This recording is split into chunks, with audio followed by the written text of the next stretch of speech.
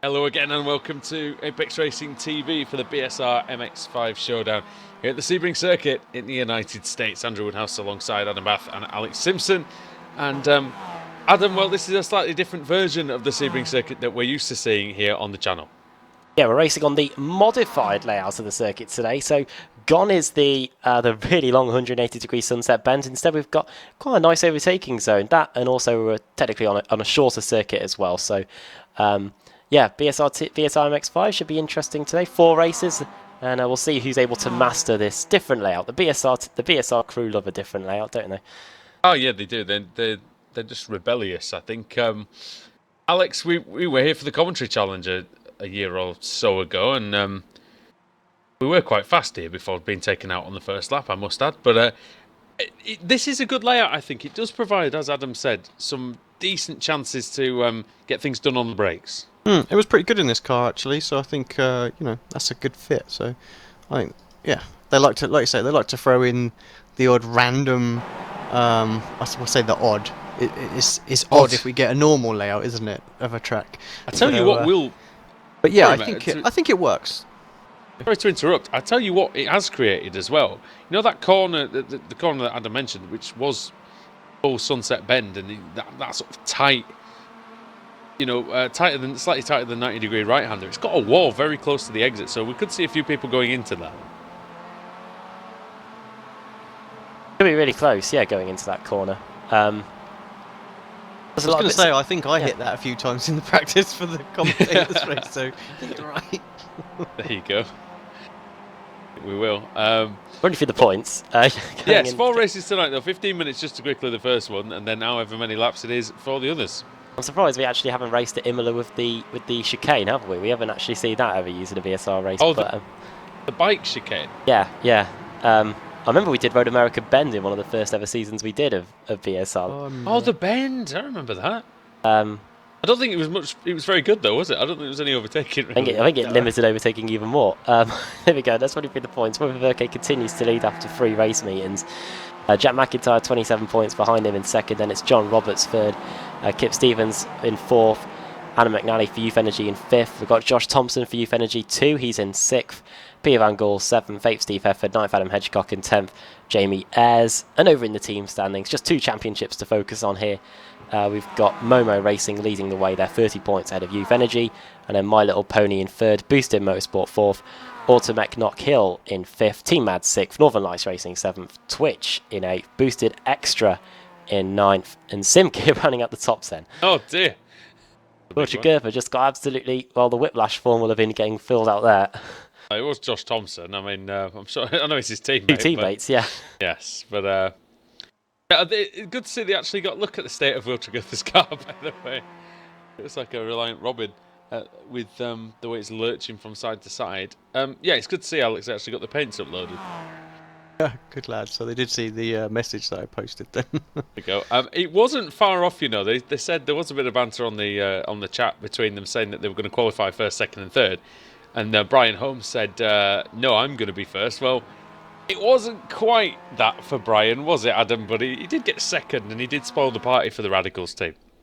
Did a good job, didn't he, last time out? And Brian Holmes did a pretty good job yesterday a few hours ago in the Ritmatech Sports Car Series. Could have been up there fighting for the win if it wasn't for that spin on just after his pit stop in Maggots and Beckett's. We were at Silverstone for that one. We'll see how he gets on in this one. He's starting on the front row alongside Will Tregerfa. Tregerfa on the pole, Josh Thompson in 3rd, Oscar Mangan.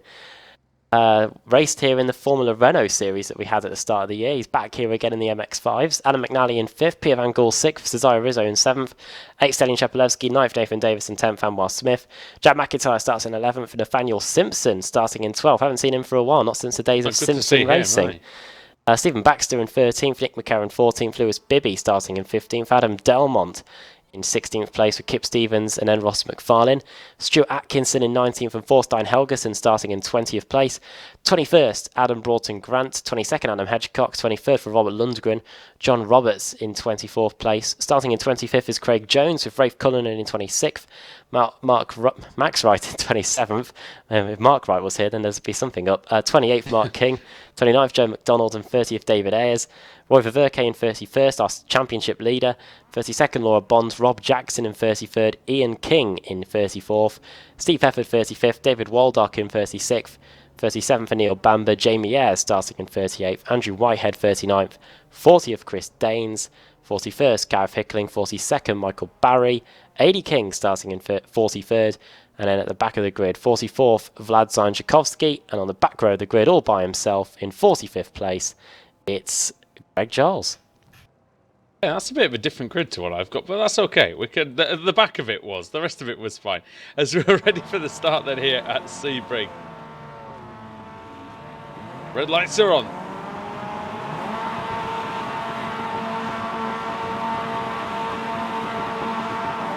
Green light is on. We're underway for the first race of the evening. Good start by Chigurtha. Look at that, how he took that one up. Terrible start by Brian Holmes. Absolutely tragic from the front row. Josh Thompson's going through into second place as well. Awful one for Brian Holmes. And Adam, that's not how you want to start, is it? Well, Will Chigurtha's off to a flying start going into the first corner. Oscar Mangan as well up into second place. 2 positions gained already. Now you can see the quick turn right. Oh, and there's here all we go. contact. That's Chepalevsky.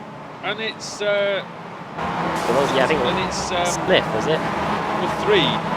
Kelly Was Steny Chepalevsky was Chepalevsky. involved in that as well. There's a rainbow coloured car in there somewhere. I think they might have got away with it. I think that was Nathan Davis. Well, out of all that, Josh Thompson's up to second, Mangan down a position to third place now, and Brian Holmes down 2 positions after making that awful start, down to 4th place. Maybe he just wanted to be with his teammates, because all 3 of them are in a line now as we go onto the back straight, which is slightly longer now because of the modified layout. Yeah, it should allow better overtaking possibilities. Will Chigurtha, of course, British GT champion, and got a nice lead here into Sunset Bend. Then there's a bit of contact between Thompson and Mangan, I think, and through goes Holmes into second place. He's going to take Thompson here, maybe at least. Oh, I don't know. Thompson's got a good run, but Holmes needs to maybe cover this line off. Will Chigurtha just says, "Thank you very much, gents. I'm off. See you later." Slow down at the back, and I think there's 4 wide. There's something going on. I was just focusing still on the battle for second place because those 2 are still wheel to wheel. Brian Holmes and Mangan going through that first corner. Look how wide they go. Thompson, it was Thompson, I think. Oh yeah. Holmes and Thompson. Behind them is number 4. That's Adam McNally with the Youth Energy car. McNally looking really good at the moment. 22. Oscar Mangan's trying to have a look through. He goes through on Josh Thompson. Through this twisty section at the end of the lap, and it looks like extremely good start for Youth Energy. Oh, not a good moment for Boosted at all. Stuart Atkinson and John Roberts have collided going through the first corner. Nothing like a bit of friendly fire, Alex. No. Oh well. Does happen, doesn't it? It does indeed. There'll be who's that off in the background? Someone very, very wide. Someone into the wall as well. Youth Energy car. Is that McDonald? Oh, it's not McDonald. It's someone that had a similar livery. Is it Ayres? Ayres is off on the left-hand side there. He's on the grass. I don't know who... Adam Delmont? He's lost a few positions. Was it... Chris Daines? Yes, Chris Daines has dropped down the all on my timing screen. It might be Ian King, maybe one of those guys. But yeah, problems in the midfield. Always makes me laugh every time we come to this track, Alex. The stack cone's still stuck in the catch fence. Yeah, no one ever gets it down, do they? I'm imagining it's some kind of reference point. Oh, sorry. dear. Collision for second place. Adam McNally. And who's the car that got turned around in all that? It's Josh Thompson. Well, 38's making a move. That's Nathaniel Simpson up into the top 6. 3 Youth Energy cars going wheel to wheel. Well, sorry, 2 Youth Energy cars and a boosted car, which I think is Stephen Baxter. It is. Yeah, Baxter, the highest of the boosted cars, up in 8th place, car 888. It was only right for him to be in that position. And Robert Lundgren's had a good start. He's with 6 positions. Biggest Thompson move got so Thompson. far, actually. Yeah. It's the only way to say it there. I think, no, he really didn't have any business sticking his nose in there.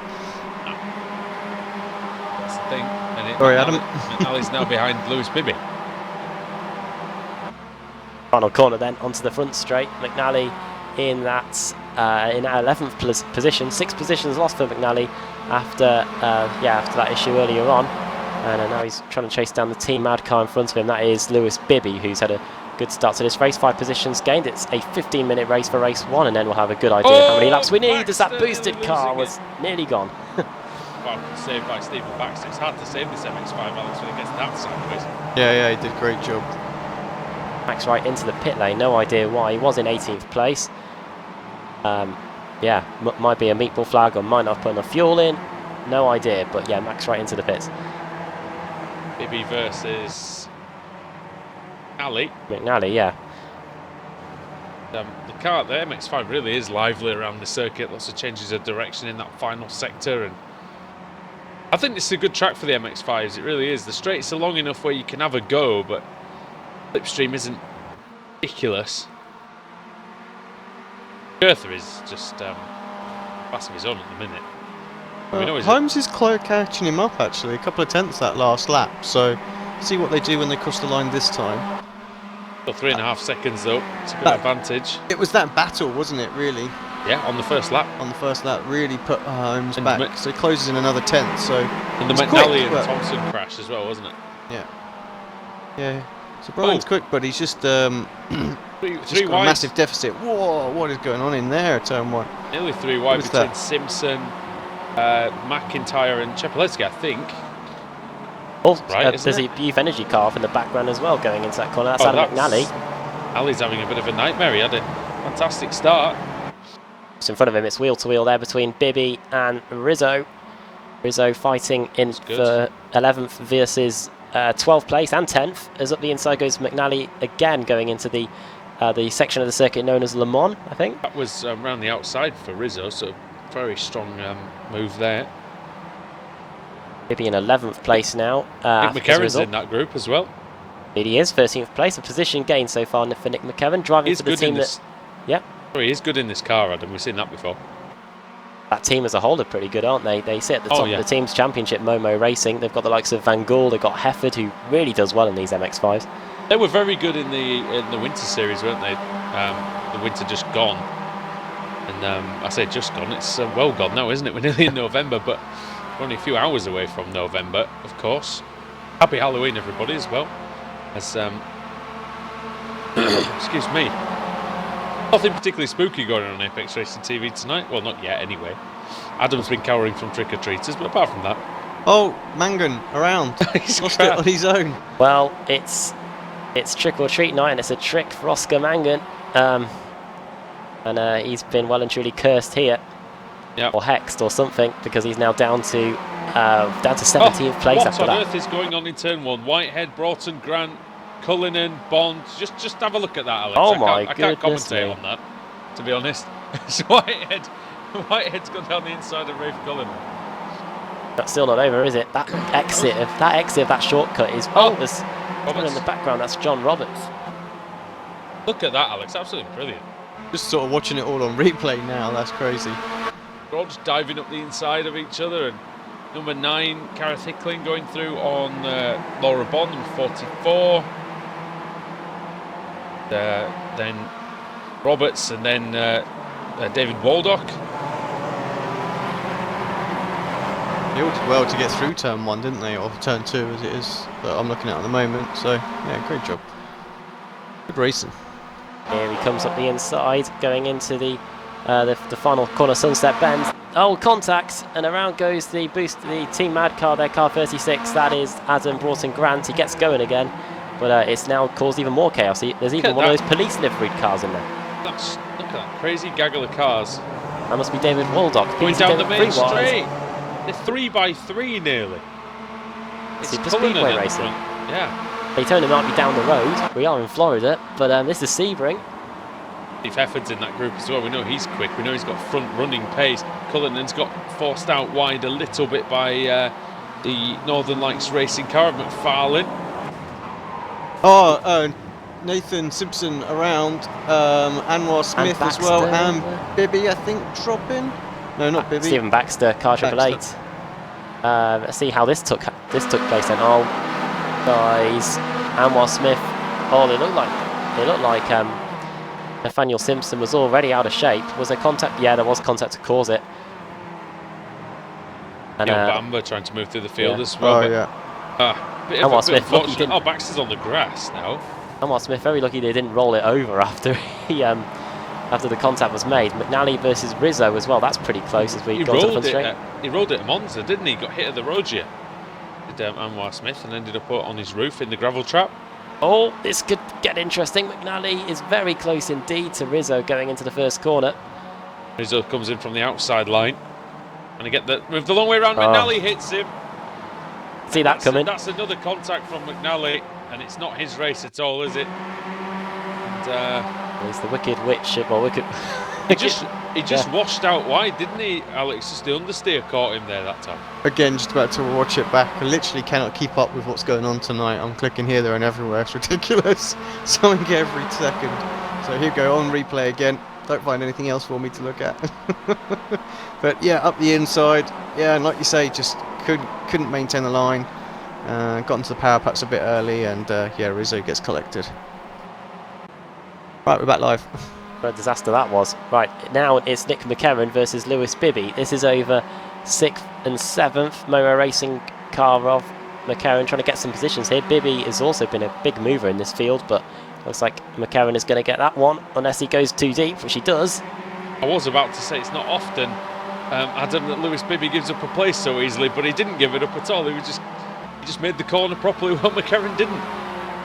Wish he could have given a place to me, then I would have won a race in the World Series. Oh, well, well, exactly. But yeah. Callous man that he is. Oh, Peter Van Gool's on the move, by the way. He did start 6th, and then he had a bit of a shocking first few laps. Oh, it's McCarron. Oh, he's round. Oh, look out. Get it off the road, Nick. That's it. Did well there, actually. Found a gap to just do a quick spin turn. He's only actually lost. Oh, there's a spinner as well. It's Smith. And he's been hit, I think.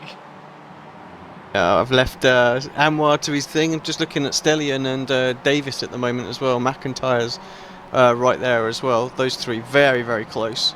Have been for about a lap or so now. An absolutely ridiculous battle going on in there. Going on for... I know it's not the one you were looking at, Alex, but there is a train of cars starting with Neil Bamber, Rafe Cullinan and McDonald, and it's all kicking off in there. Laura Bond and Josh Thompson going side by side. And Thompson up the inside into the second to last corner. I'm not sure what that's called. Bit of contact there going on. That battle, Alex, that you were talking about is really good as well, isn't it? All sorts going on. All sorts going on. Cheppy versus McIntyre. There's almost I think there was actually contact between those guys. They've got lap traffic as well. This might not help matters. And somebody's they've all had to get on the brakes there. What's he doing? Contact. I'm not sure what that is. Who is that? Nathan Dave? No, AD King. Sorry, AD King. Parked it on the apex, like the worst place possible. All the drivers like, anywhere but there. Yeah, something's happened to AD King's car, and he's a bit off the pace, and not really aware of the leaders. It looked like. Oh, that set them back a little. Oh, McIntyre, has he got to slow down, Adam? I think he has. Oh no, the worst possible place to get a slowdown, really. Straight onto one of the longest, well, the longest straight on the circuit. Looks like it won't hurt him too much, though. It looks like he's been able to get back on the gas now. Yeah, and Wiltshire Girth Bond. I heard a massive contact somewhere, and she's around. Oh dear. And it looks like Michael Barry, was involved. Oh yeah, it was just a straight hit to the rear by Craig Jones. Craig Jones was the one that hit her. Sorry, I saw Michael Barry going off the track. It was just in avoidance more than anything else. Right then, we are on the penultimate lap of the race. Wiltshire Girth, no issues at all. 4-second lead over Brian Holmes in second. Then it's this manic scrap for third, which is continuing. It's Chepelevsky versus Davis into the first corner. Yeah, let's have a look then. Oh, you can see the cars just absolutely on the ragged edge coming through there. Nice to see the My Little Pony team got proper livery on now. Yeah, they used to. They did compete a while ago in one of the series that we covered, didn't they? And I can't remember exactly which one it was, but it might have even been an old. I don't know if it was something to do with the old Mazda. I could be wrong on that one, but yeah, we're coming through and should soon get the checkered flag. Are we going to get one more? One more lap. One One more more lap after this one, yeah. Yeah. Will Tregurtha then. He's only got over 3 kilometres to travel before he can take the win. He does take the win, of course. He's still got another lap to go. Brian Holmes in second place. He's put up a strong fight. He's only lost 1 second to Tregurtha since he got through into second place. McIntyre just getting by Davis as we go through the final corner to start the final lap. This could get interesting. Oh, it's very close. Contacts between them. And over the line, who leads that ultimate lap? It's going to be Nathan Davis. Elin Chepelewski's in third. He'll be happy with that, I think, from 8th on the grid. McIntyre from 11th, Davis from 9th. So good movements through the field for these three. Had quite a few spins today. A few drivers getting caught out by turn 1 especially. Mangan versus Bibby in the closing stages too. That might be something to watch out for as we get to the end of the race. But by the way, Andrew Whitehead has vaulted up the order, 23 places. So we've got to give him the big run on that. Yeah, from 40th to 17th here. Out of the Le Mans complex onto the back straight for the final time. Will Tregurtha is definitely going to take the win as long as he gets through the final corner, but it's all on for the scrap for third. Here we go, double apex turn right-hander for Will Tregurtha. Negotiates the first part fine through the second part of Sunset Bend, and Will Tregurtha takes the first race of the evening and crashes. That's usually when you're on a computer game. That's usually when the game takes over the car for you. But going through the rest of the final corner now goes the fight for the top 3, and it's going to be Davis that's going to take third place. But who's going to get fourth? It's going to be Stalin Chepelewski ahead of Jack McIntyre. Top 10 getting rounded out by Nathaniel Simpson, who gets 10th place, and then the rest of the top 20 we've got Van Gaal, Lundgren and everyone else. Here comes Andrew Whitehead, the biggest mover in the field, 40th to 17th. Well deserved drive there by the boosted driver. Ross McFarlane 18th, Waldock 19th, and 20th place for Gareth Hickling. Alex Simpson, a pretty topsy-turvy race really. Loads of positions gained for some drivers, and quite a few drivers that started at the front. They found themselves towards the rear after a few spins and a few incidents. Standard BSR and MX5, I think, isn't it? You know, topsy-turvy. That's kind of how best to describe the series. Well, we'll run you through the finishing order then from this first race of the evening. Of course, a 4-race meeting. Will Tregurtha takes the win, second for Brian Holmes, third for Nathan Davis, with Stalin Chepelewski finishing in fourth. 5th place finish for Jack McIntyre, Oscar Mangan in 6th, 7th Lewis Bibby, 8th Thorstein Helgeson. A good drive from him from 20th place up to 8th. Then we've got up to 7th, I'm sorry if I should say, dear me. 9th Kip Stevens and 10th Nathaniel Simpson. Peter Van Gaal finishing in 11th place, 12th Robert Lundgren, Steve Hefford 35th to 13th. 22 positions gained for him as well. He's the joint biggest mover along with Andrew Whitehead. Adam McNally in 14th place, 15th Nick McCarron, 16th Cesario Rizzo. After that spin he was able to carry on. Andrew Whitehead in 17th, 18th for Ross McFarlane, David Waldock in 19th. PC David Waldock doing a good job there on Halloween. 20th for Gareth Hickling, Josh Thompson 21st after that crash, Mark King 22nd, Joe McDonald in 23rd place, Neil Bamber 24th, 25th for Craig Jones, 26th for Adam Delmont and 27th for Anwar Smith. Roy Ververke, the championship leader, finishing in 28th place. He may be dealt a good hand for the reverse grid. Adam Broughton Grant finishing in 29th and Rafe Cullinan finishing in 30th. Michael Barry finishing in 31st. Adam Hedgecott finishing in 32nd. Laura Bond in 33rd, and then the cars are 1 lap down or more. John Roberts collided with his teammate and finished a lap down. Rob Jackson a lap down as well, along with Jamie Ayres and Adi King. Adi King will be the reverse grid pole if we get a full. And in the cars that are 5 laps down or more, Stephen Baxter crashed on the exit of the Le Mans complex. Stuart Atkins and his teammate as well involved in some sort of issue. Ian King as well, Max Wright, David Ayres, Chris Daines, and 2 cars that did not take the start. We'll hopefully see them out for the remainder of the race meeting, and they are Vlad Zainchikovsky and Greg Giles. And then, time for the first reverse grid of the evening. Time to get the reverse grid wheeled up, Alex. I think No Limit has been has been taken away from the soundtrack after last night. But let's see who's going to get pole for the second race. Yeah, I'm afraid so. So back to the usual. Right, where are we going to end up? Fairly reasonable spin. I think we're going to miss the 4. It's going to be close, but I think we're just going to miss it. We are indeed. 24th it's going to be. 24th, a very small reverse grid indeed. That's Neil Bamber that's going to be starting on the pole position. Second will be Joe McDonald. Third, Mark King. Fourth, Josh Thompson. So he's going to be back up there again. And Gav Hickling starting in 5th place. Right then, we'll take a quick break here on Apex Racing TV. But when we come back, we'll be on the grid and getting set for the second race in the BSR MX5 Showdown.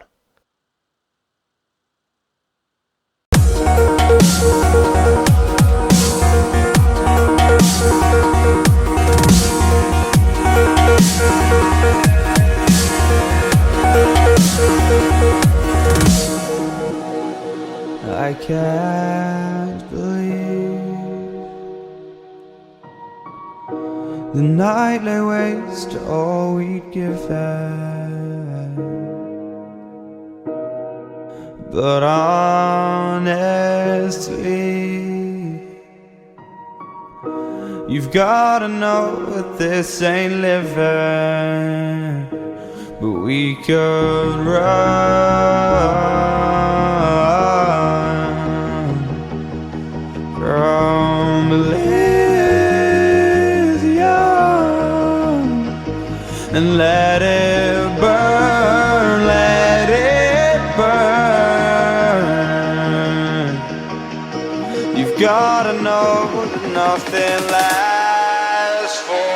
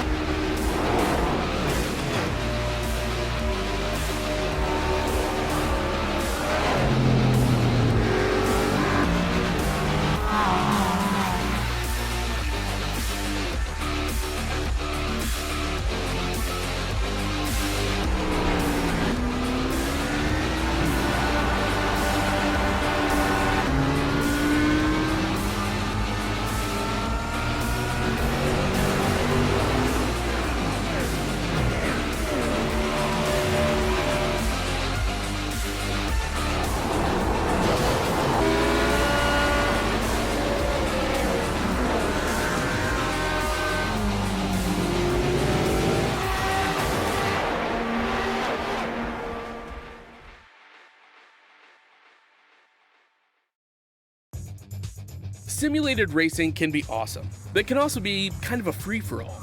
Interestingly, auto racing faced the same problem in its earlier days. Whether it was on the back roads, the beaches, or the city streets, the racing was fun. But there was always a certain level of chaos and danger, until some folks came along and put some order to all of this. Stuff like official racetracks, regulations about weight and equipment, and enforcement of standards. That's what gave us high-speed excitement, fast-paced action, and photo finishes. That's when racing became racing. The guys over at iRacing.com have made the same transformation in the world of sim racing. Sure, they've got the most accurate tracks and realistic cars out there, but that's just the start. See, iRacing analyzes the performance and results of each driver in every race, so you can be sure you're always placed in races where the competition will be tight, and that those reckless drivers who ruin it for us all are kept in the pits. Not to mention that with over 45,000 active members already in their vast community, you can find races day and night, so you can always get in on the action. You can even join a league of your favorite series. And since updates are always automatic, you don't have to worry about software and can focus on the track. Zip up your fire suit and check out iRacing.com.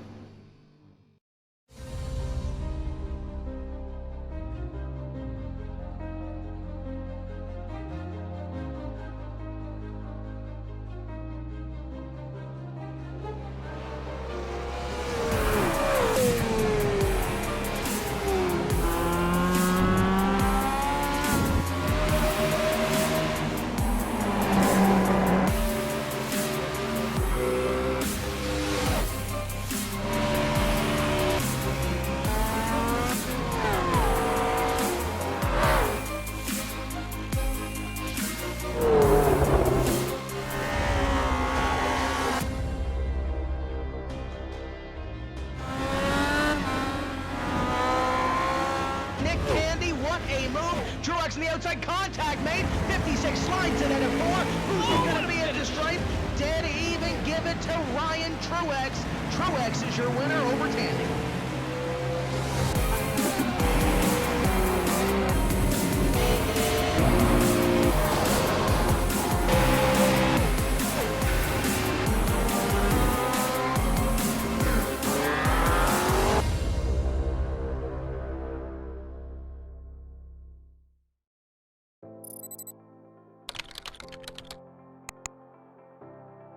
iRacing.com is a sim racing game that combines a true-to-life racing experience with an online community of virtual racers from all over the globe. iRacing offers a multitude of officially licensed cars and tracks, laser scanned with millimeter accuracy. Their car models and mechanical systems are based on real-world physics and engineered in cooperation with manufacturers and race teams. iRacing's web-based interface allows members to compare stats and test drive any combination of car and track instantly. Their skill license system ranges from rookie to pro, ensuring members are always pitted against those with similar skill sets. Members are able to sign up for a weekly race series, compete in time trials, host a private race with friends, and participate in racing leagues created and run by the community. With over 60,000 members, iRacing works in partnership with renowned motorsport organizations like SRO Motorsports Group to deliver virtual races based on the real-life Blancpain GT series. iRacing's Blancpain Endurance Series features team racing, giving members the ability to build a team and participate in races ranging from 3 hours to 24 hours. Additional partners include NASCAR, IMSA, V8 Supercars, IndyCar, allowing members to race in their very own 24 hours of Spa, Bathurst 1000, Daytona 500, and many more. iRacing.com, delivering the most authentic racing experience short of getting into a real race car.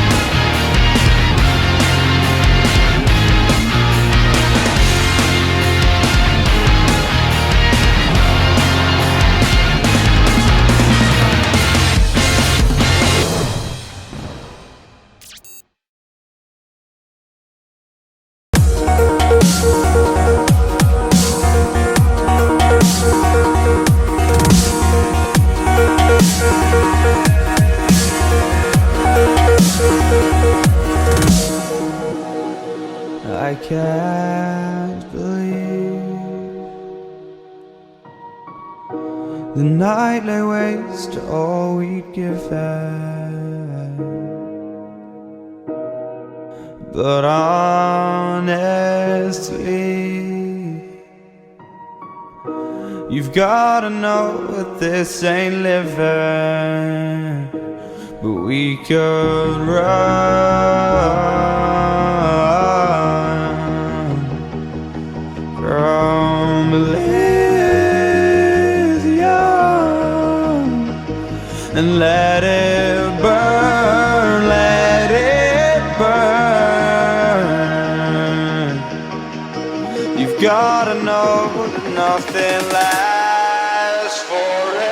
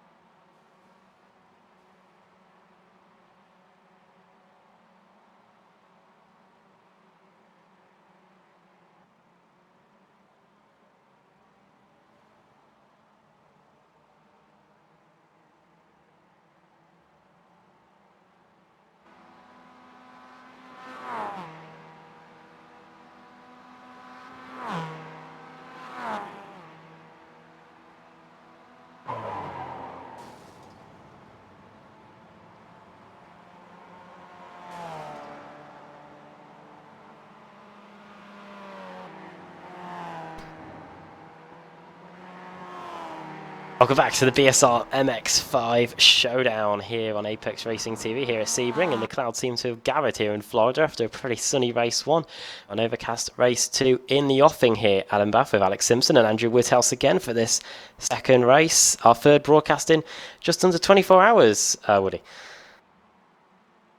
Yeah, and saw some good racing in the first one, didn't we? A lot of drivers side by side and 3 wide in places, and it's fairly good driving actually, I think, Alex, on the whole. Yeah, I saw a lot of good battling out there as well. I mean, always going to have accidents with this many cars on the grid, 42 out there this race. So, now, and these short sprint races really are there to promote overtaking. You know, you don't sit there waiting patiently to make your moves. You know, you've got to get them done. So, yeah, it's going to always force the drivers into that sort of environment. It was Will Tregurtha that got the win in race 1. He's fastest in the warm-up. Obviously, that's not totally representative, but he seems to be doing well on this track. Yeah, very quick, Will. He always was quick in the MX5 as well, even sort of when he used to run with us as well. We haven't. I know we mentioned it on sort of in the race, but I just wanted to congratulate him on the air actually for winning the British GT Championship. So top guy is Will. Did a lot for us in the past as well with the academy and all that sort of stuff. So glad to see that you know, he's moving on well and doing great in his real life career as well as Sims. I think I'd be right to say as well, youngest ever winning pairing. I think they were, yeah, by a long shot. And I do apologise. I do forget the other gentleman's name. I can't remember it. No, I'm afraid I don't know as well. Here's some digging up for you. We have that vested interest in Will, don't we? Because he's in here, you know, messing with the Sims with us. So Stuart Middleton is his co-driver in British GT. Yeah, very young pairing, obviously fast and obviously very consistent too.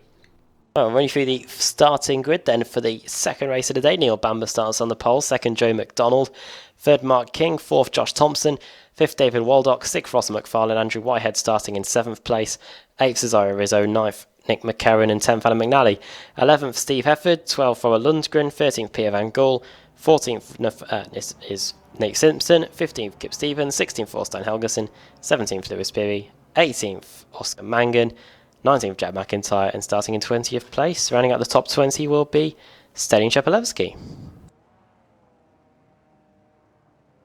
Yeah then, not too far away from the start. Adam, you might have to take the start, mate. I'm just not quite in the session yet.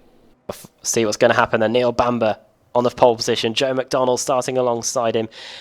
In race 1, it was Brian Holmes that started second. He got a terrible start. We'll see what Joe McDonald can do from second on the grid. What can Neil Bamber do? Can he get the win here in race 2? Underway. Green light is on and Neil Bamber gets a very good jump indeed. And once again, not the best start from second place on the grid for Joe McDonald. This is going to allow Mark King a little look at the inside going into the first corner. I haven't seen too many big crashes here so far today. We'll see if we get any here. Going into the first corner then. Probably from a standing start, nearly flat out as we throw the MX-5s at this first corner. 3 wide in some situations as we get on the brakes. Up the inside, McDonald collides with Neil Bamber. He takes the lead, and that is Neil Bamber losing quite a few positions. Alex, that was pretty rough in the first corner. Yeah, and all the people around, one of the boosted cars, I think that's Whitehead. So, yeah, and he gets collected by one of the Blue Flag Racing guys as well. So Rafe pulling in. Oh, I think Baxter just got finished off there as well. So, yeah. Not in the way you would have liked either. No. First lap shenanigans there. Thompson leads after that collision with McDonald and Bamber. It's allowed Thompson and Rizzo to escape through, and they lead going down the back straight. 3 drivers with slowed down. What is going on? Something huge is going on, guys. What? Oh, it's a massive one. Got to find it. I could hear it, like collision after collision after collision after collision. So let's go back a bit further. There it is, Laura Bond. David Ayres is involved as well. It was in the it's coming out of the last corner. I couldn't quite see what happened. Laura Bond colliding with Laura Bond colliding with Adam Broughton Grant going into the final part of the course, and she comes back and takes a few drivers with her. Poor Adam just seems to get hit left, right, and centre, doesn't he? Every week nearly. He got hit by his own teammate last week, didn't he? At the in the Team Mad Car. I think it was at Ascari. Another Team Mad Car absolutely rogered him. You know what? I think all 3 boosted cars have been absolutely mullered in this first lap. So Lundgren's still going, but he had a slowdown. So he dropped down the order to what I believe is 23rd. He started 12th. Neil Bamber was on the pole, Adam. He 21st place now. Josh Thompson finds himself in the lead then, followed by Rizzo. McDonald in 3rd. Big gap already starting to emerge, and once again, just like in race 1, it's going to be the fight for 3rd where the interest is going to be. You can see PC David Waldock in 4th position, having a little look, or maybe, no, that's just him defending, because here comes Steve Hefford, king in the Mazda MX5, and it's 3 wide going down the back straight. We get Joe McDonald as well. Wheels that doing it for the Momo car, bright yellow. You can't miss them, can you? Almost like the Hot Wheels or something like that. So go for the final corner. Joe McDonald's right with these guys as well, and at the back that is Will Trager for 17 positions gained already. There's just nothing stopping the British GT champion here as he sides his way through the order. Biggest mover in the fields by far as we go into the first corner, and he's going to try and get past David Waldock, and he's going to get past Nathaniel Simpson as well. Fantastic move. Yeah, fantastic stuff there. For the lead guys as well, they were side by side, and I think Rizzo just got the move done on Thompson as well. Great move. Thompson trying to fight back straight away. This could be a very tasty battle indeed. Josh Thompson and Rizzo, 2 of the most aggressive drivers you'll see in any BSR series. That's completely meant as a compliment before I get shot down on the Facebook. But there we go. Oh dear. Thompson chasing him down then, Rizzo. Who looked like he made one slight mistake in the on the first lap, but then he was completely taken out by McNally later on in the race. Thompson then up the inside. The Radicals livery, but it's youth energy too. It's all a big mess, that, to be honest. You're either one or the other, lads. Sort that one out. But Thompson leading the way ahead of Rizzo. Rizzo coming back, and he's going to have the inside, Alex, for the first corner. Yeah, these 2 are going to keep going at it. What will happen if they carry on battling as well? Hefford's going to catch them up, and Tragertha's there, Simpson's there, Waldock's there. In fact, that whole big pack behind them is still there, so it's going to bite him a little bit, I have to say. Yep. Hefford's managed to get by Will Trager, I noticed just in the background. Looks like we're seeing a lot of slipstreaming unfolding here, and this battle's just getting bigger and bigger as a few cars have to go grass trekking in the background. That looked like Oscar Mangan and Joe McDonald going wheel to wheel over 9th and 10th. Yeah, Mangan and McDonald. Oh, Thompson up the inside again in the penultimate corner. Not afraid, is he, on the brakes? Josh Thompson. Good side-by-side action, to be honest. And with all due respect as well, I'm surprised they both lasted this long. As going wheel to wheel with each other, they're giving no quarter look.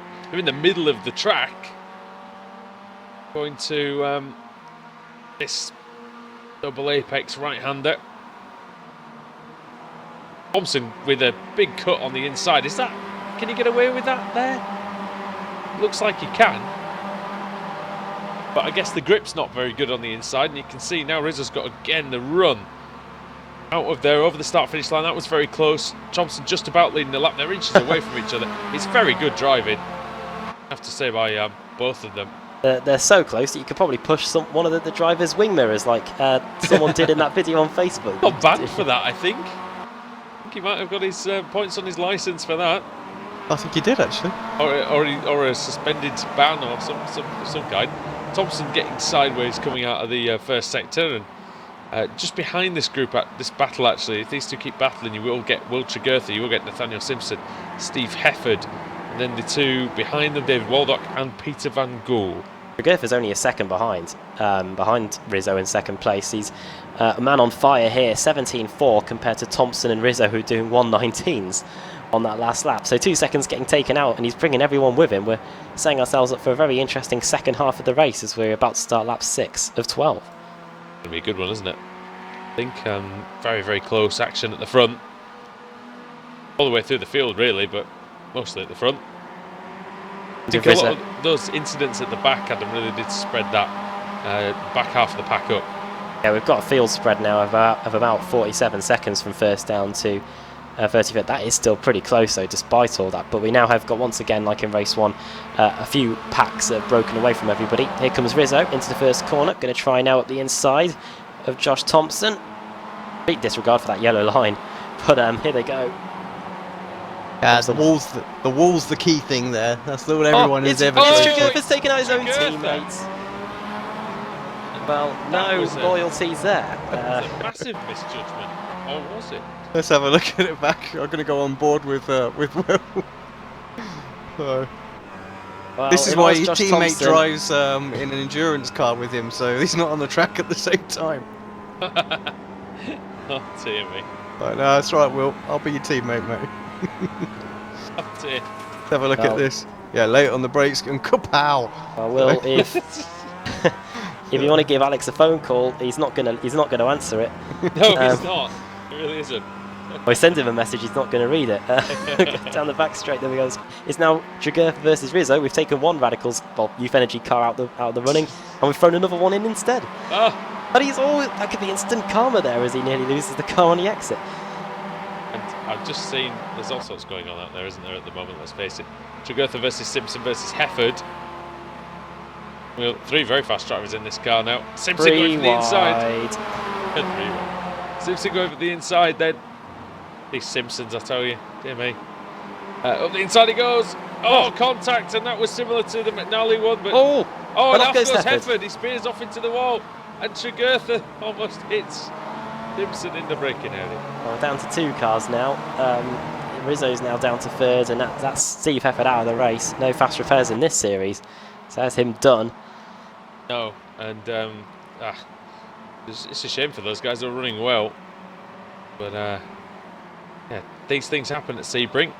Now then, Van Gool and Waldock fighting amongst themselves.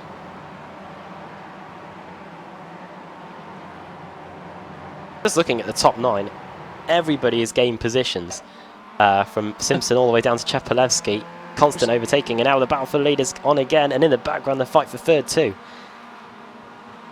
Yeah, we go then. Trigurtha versus Nathaniel Simpson. Oh! They touch.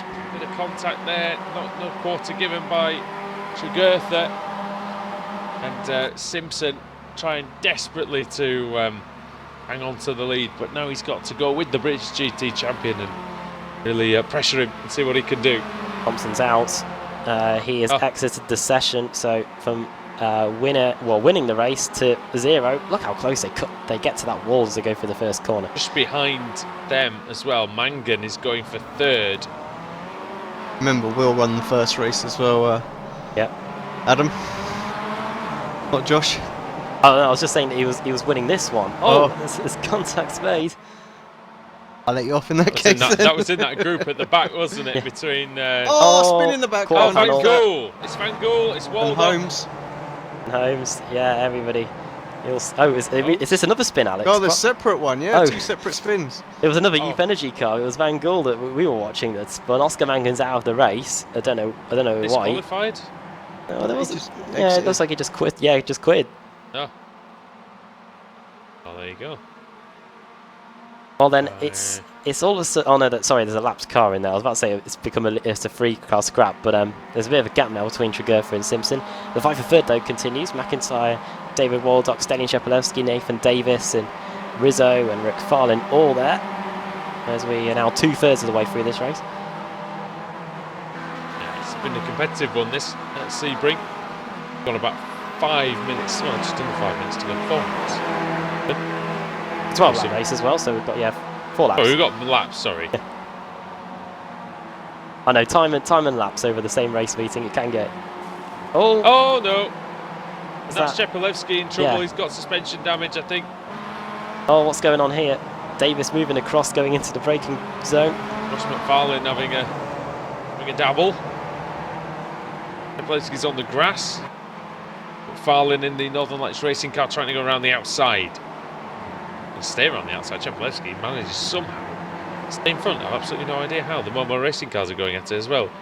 In the background, that's Nick. In fact, it's the Momo racing cars of McCarran and Ayres sandwiching the McDonald's car of McDonald. MX5 quarter pounder going on there. I'll say that that Swiss stack at McDonald's moment is pretty good. There you go. Other fast other food burgers chains, are yeah. available, ladies and gentlemen. As Bit, well. bit of bump drafting going on. Jamie Ayres versus Joe McDonald. Keep mentioning. Oh, dear me, what's that? AD King hit Nathan Davis. Well, still going. It didn't seem to affect the Welshman, but. Oh yeah, that is pretty close. And there's that lap traffic as well. That's it's AD King, isn't it? That's the lapped car in all this. And he's getting quite getting in the way somewhat. To be polite, I'm afraid. It's I've forgotten the name of the Pacific that was in the way of Schumacher and Alesi battling in the '95. That name will come back to me. I think it was Delatraz, yeah. Oh dear. And you've got dear Jean Delatraz. Good sports car driver. Not the best Formula 1 driver, let's be honest. As Waldock versus Davies versus Chepelewski versus McFarlane versus Smith versus Rizzo. And at the back is McNally. Oh, and he's and off is McNally as well.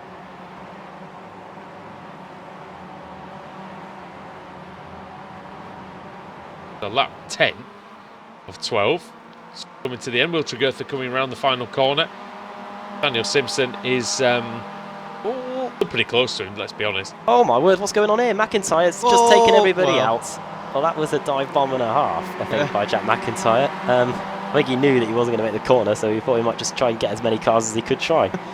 It wasn't McIntyre, it was McFarlane. Oh yeah, apologies. Blame the wrong person. Poor McIntyre there. He's on his own. McIntyre's nowhere near this. Minding his own business. He's like, hey, what? What have we done? It's Ross McFarlane, his teammate, I think. If he's listening to the stream, we're thinking, oh bloody hell, Adam McIntyre again. Now Anwar Smith leads the pack ahead of Stevens. Sorry, Chepelewski, then Rizzo, then Davies, then McNally. I don't know why I said Stevens. He's nowhere near that, is he? There's more contact. Hear it. It's Roberts. It's they're all trying to get past King, aren't they? It's McDonald. It's Broughton Grant, is it? It must be the team. It must be Broughton. No, it's Hedgecock. Oh, who's that going miles wide? Not the right line, but he's making it work. Is it Rizzo? It is Rizzo. Rizzo about to lose a place to David Waldock as they go down the back straight. Last lap approaching here. Yes, indeed. And the battle at the front's cooled off somewhat. Was 1.3 seconds for Will Tregurtha. Comes across this time, it's now going to be 2.5, isn't it? I think he took 2.3 seconds. He took 1 second out of Simpson on that previous lap. And then McIntyre, who didn't cause any crashes, Chepelewski and Smith battling into the first corner. I'll get it right eventually, boys. This is good. Oh, it's sideways for Chepelewski. When is he not in this car? Smith takes that place and keeps it. P4. Then it's Nathan Davies is sort of in no man's land. Then it's McNally, Waldock and Rizzo.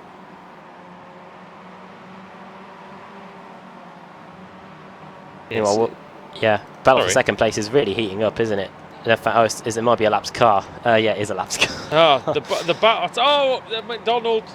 McDonald's he's around. out. Oh, he's spun anyway. McDonald is around. And the culprit there was it was a little bit. Here comes Will though, final lap. It was a little bit McFarlane and mostly McDonald. Here comes Tregurtha. Will Tregurtha takes his second win of the evening, 2 out of 2 for him, and he blows the engine as he comes across the line. So he crashed in race 1, he blows the engine in race 2. What else has he got up his sleeve? And Nathaniel Simpson gets second place, I should say, and Jack McIntyre completes the podium. And while Smith and Chepelewski was very close, about half a tenth in it, it was Smith ahead of Cheppy, and then Davis in 6th, McNally 7th, Waldock 8th, Rizzo 9th, and Helgeson running out the top 10. Tregurtha really wants to avoid doing the cool down lap for some reason, doesn't he? Crashing in the first race, like you say, blowing the engine there. But a fantastic win for him, and still going off actually. Was at least near the back. Now Adam Delmont's limping his car home. Mark King and Laura Bond have had some problems, as has Michael Barry. Well, Barry very close there over the line with Chris Danes. Only 0.2 of a second between them. Adam, if you could take us through the final result then of... well, even though there's a couple of cars actually still coming across the line, maybe wait until those have come across.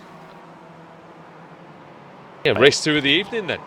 Yeah, just waiting for Adam Delmont to come across the line, and he should take what will be 31st place, and I think that is indeed it. So we're running through the finishing order from the second race. Will Tregear for Deja Vu, he wins another race.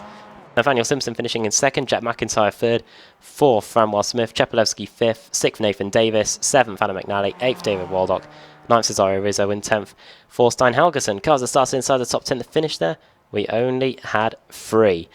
11th Jamie Ayres, 12th Peter Van Gool, 13th for Nick McCarron, 14th John Roberts, 15th Kip Stevens, he started there, 16th Lewis Bibby, 17th Ross McFarlane in the end after that dive bomb, Adam Hedgecock in 18th, 19th Robert Lundgren, and 20th for Brian Holmes. Then it's the cars that started on the front row of the grid, Neil Bamber and Joe McDonald, 21st and 22nd respectively, Adam Broughton Grant finishing in 23rd, 24th for Rafe Cullinan, Rover Verke finishing in 25th, 26th Max Wright, 27th Michael Barry, 28th Chris Danes, 29th Mark King, 30th Laura Bond, 31st for Adam Delmont, and the cars one lap down or more. The two Kings, Ian King and A.D. King. Then we've got Craig Jones, Oscar Mangan, 5 laps down along with Steve Hefford, Rob Jackson, Josh Thompson. Unfortunate for him. I would be a bit miffed if I was him. Andrew Whitehead and Stuart Atkinson, 2 teammates there. Stephen Baxter, 3 boosted cars. Alex did say that it was a disaster for boosted, that crash on the opening lap, and then starting at the back, the devil himself, car 666, David Ayres. Yeah, and it was a devilish race in some aspects. And Alex on Halloween going to spin the reverse grid wheel.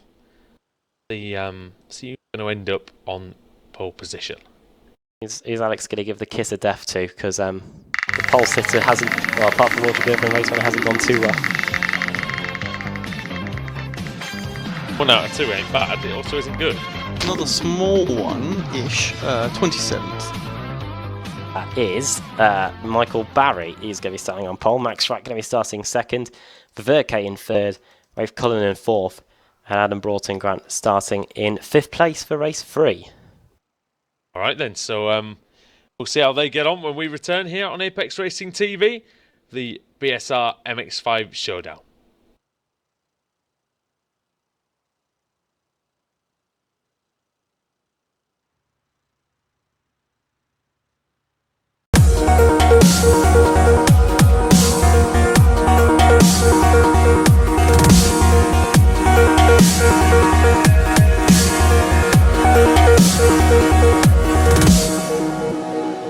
I can't believe the night lay waste to all we'd given.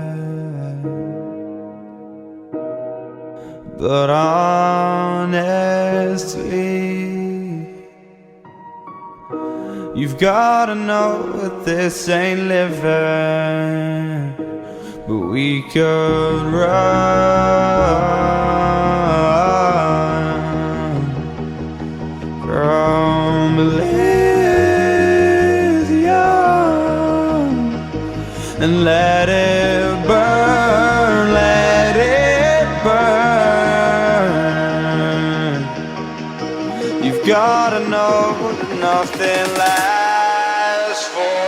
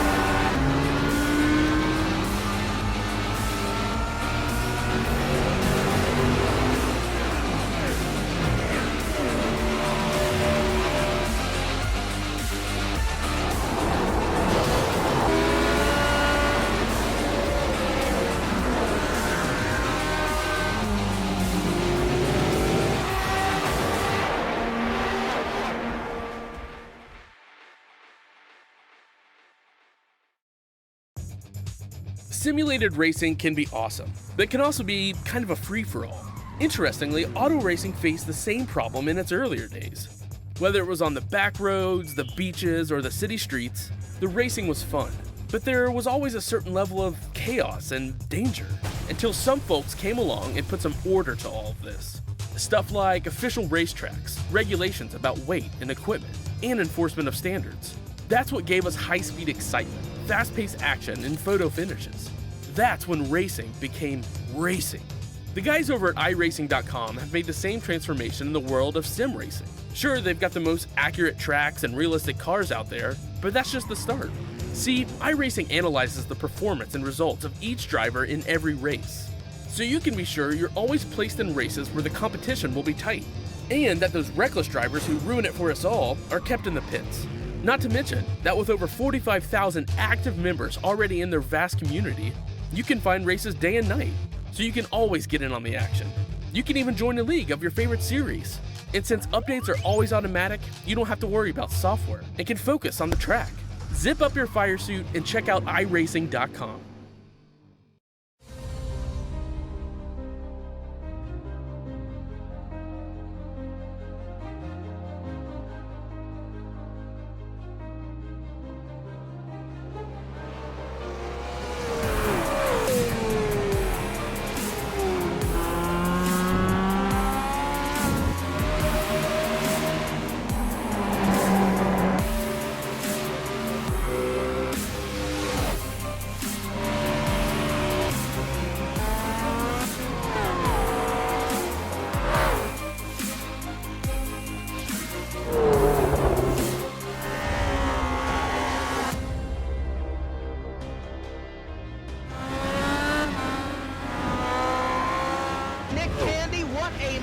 Truex in the outside, contact made. 56 slides it into 4. Who's going to be at the stripe? Dead even, give it to Ryan Truex. Truex is your winner over Tandy.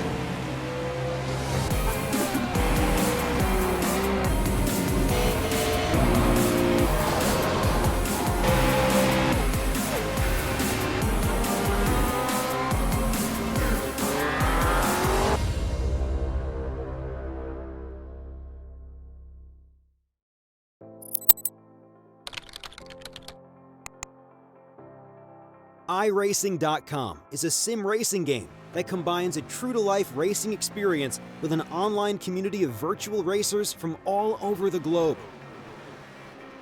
iRacing offers a multitude of officially licensed cars and tracks, laser scanned with millimeter accuracy. Their car models and mechanical systems are based on real-world physics and engineered in cooperation with manufacturers and race teams. iRacing's web-based interface allows members to compare stats and test drive any combination of car and track instantly. Their skill license system ranges from rookie to pro, ensuring members are always pitted against those with similar skill sets. Members are able to sign up for a weekly race series, compete in time trials, host a private race with friends, and participate in racing leagues created and run by the community. With over 60,000 members, iRacing works in partnership with renowned motorsport organizations like SRO Motorsports Group to deliver virtual races based on the real-life Blancpain GT series.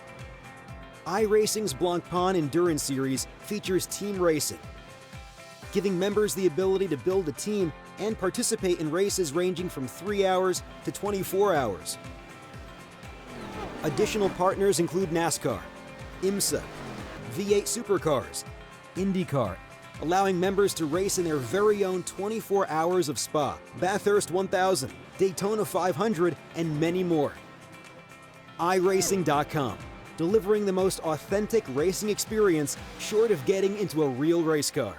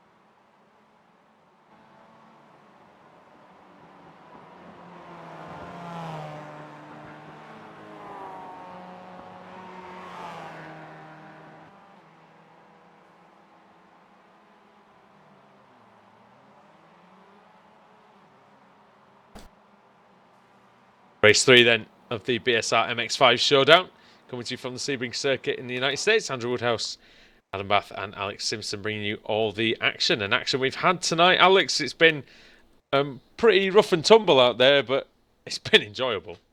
Yeah, it has been. It's been. I think, you know, whenever the MX5s hit the track, we always have a good race, good meeting. Yeah, I think you're right. You get a bit of everything, don't you? You know, you get the carnage, you get the great racing and the good overtakes and everything. It's just a car that lends itself for good racing. Yeah, I think you're right. And Adam, you mentioned the pole sitter in the last race didn't have the best time of it, but well, Michael Barry's got that unenviable task this time. Okay, starts on the pole for this one. Max Wright starting in second, third Roy Verke, fourth Rafe Cullinan, Adam Broughton, Grant starting in fifth. That's the top five. And looks like I know about Michael Barry on the front of the grid. This could be interesting. Oh, no. Here come the lights. So it's Max Wright on pole then. Race 3 is underway. Good, terrific start by... Oh, it was a brilliant getaway by Adam Broughton Grant on the second row, and then absolutely flapped it in the second part of the start and did not get there at all. Down to 7th. As you were at the front though, Max Wright, Roy Verke, Rafe Cullinan's dropped down a little bit. It's Neil Bamber who's up into third. Terrific start. 7th on the grid for Bamber. Into P3 already, and already right behind Verke. Amazing how they all get through that really short section 2x2 without crashing. But yeah, they've been able to do so this time. And now we're going to the Le Mans complex. Max Wright, great start. Leading already. Very close there as it's Neil Bamber versus Rafe Cullinan going into battle there. Yeah, and that should be good, this. Behind them is Brian Holmes, yes. But Brian Holmes now turned into, I think, the favourite to win this race because Holmes is super quick. We see this every single week in everything he drives, Alex, and he's already with Neil Bamber and Rafe Cullinan. And he's trying to go through. Yeah, had a good look, didn't he, up the inside. A great drive off that corner. The tyres are fresh, you can do that. Nicely done. Like you said, Andrew, that's some of that good racing that we see. Oh, it's fantastic. Look at it behind. Bibby as well. He's battling hard with Joe McDonald. Oh, poor Josh behind Thompson. that, McFarlane. Broughton Grant is right on the inside, next to the wall. Josh Thompson, I don't know what's happened, but he's way back. Something's happened. He said thanks in the chat, so something may have kicked off there. Imagine something's going on, can't you, really? Not sure what. Would you find that at all? I was about to say, let's have a little goose, see what we can... A little... Was it Will Chigurtha's fault again? I'll have a look. I don't think it was. Thompson doesn't look like... Oh, he has got some damage on the side. He was hit. Mini Punterino. Ian... Oh, that wasn't Ian King's fault, I don't think. It was the Team Mad car. That was... I need to make sure I get the right one. It's car 21. Craig Jones goes into car 98, which is King, which then goes into Thompson. So a bit of a mess, really. Mark King spun. Well, not a good attribute for a defender, that Mark King. All three of the Radicals cars had just scrambled, didn't they, to avoid it? So, yeah, Josh unfortunately collected it. Right, versus Verke versus Holmes. And then it's that little group of Cullinan, Bamber, McDonald, Bibby, McFarlane. Then as they come across to start lap 3 of the race. It's very, very feisty out there, and it's very enjoyable, Adam, too. Especially watching all these guys go through that first corner, almost flat out. And up the inside goes, that is Joe McDonald versus Ross McFarlane. It's a non-lights racing car, isn't it, McFarlane? And I need to make sure I get the right one this time, and it is Ross McFarlane going wheel to wheel McDonald. Not McIntyre. Where is McIntyre, actually? Yeah, he is in 26th. And because it's Halloween, David Ayres. Oh, no, he's not. 666. He's towed back. No, he's not. He's in the pits, Jack McIntyre. Is he? Yeah, something's happened. I don't know what. Well, that's just literally happened, I think. Oh no, Max Wright's going to get eaten up here, isn't he? He's on the inside, but here come Holmes and Verke. Here we go then. Wright defending the inside. Very little on the brakes is Holmes. See the carbon disc glowing. Just tries to extract that performance from the MX5. And he gets good traction out of there as he got previous time. And this time, Alex, the first time he went up the inside, this time he's going to drive all the way around the outside of Max Wright. Yeah, completely different lines. Trying it all out. Holmes has been very quick all night as well. Roy's still in there as well. Where's he going to go for Verke? The difference in lines going into turn 1. It's crazy. 4 different lines, and this is why sometimes end up meeting in the middle, because there's so many variations into that first corner. Oh, Max Wright at the inside of Amber. Oh, That's contact close. with Bamber, and it's a Newton's Cradle. And it's Here comes Cullinan. Broughton Grant.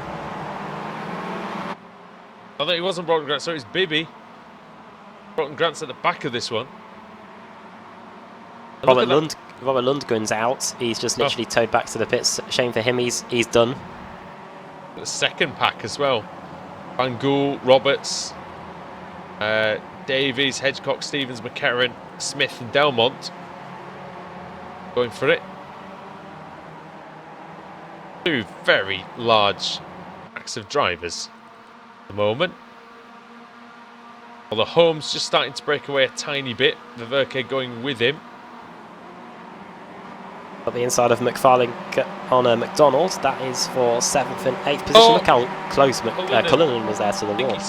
he must have scraped the wall there, Adam, because I don't know if he got forced out there slightly. Max Wright isn't quick at all, is he? Now we're going to go 3 wide again down the front straight. Not quick in a straight line either. Oh, 3 wide, very tight to the wall.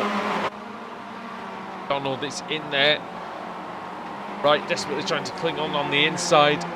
Washes out slightly. McDonald's going to try cut back. Down the inside goes Ross McFarlane. Determined to get this one done this time into this double apex right-hander. He's committed through that second part. He gets his nose in front. Can he stay in front? I don't know. That's the question. Into the Le Mans complex. Wright's going to lose a position to Joe McDonald here, isn't he? McDonald will have the inside line for the final pass of the Le Mans complex here at turn 8. And now onto the back straight we go, and this is Cullinan's opportunity. I hear contact in the background.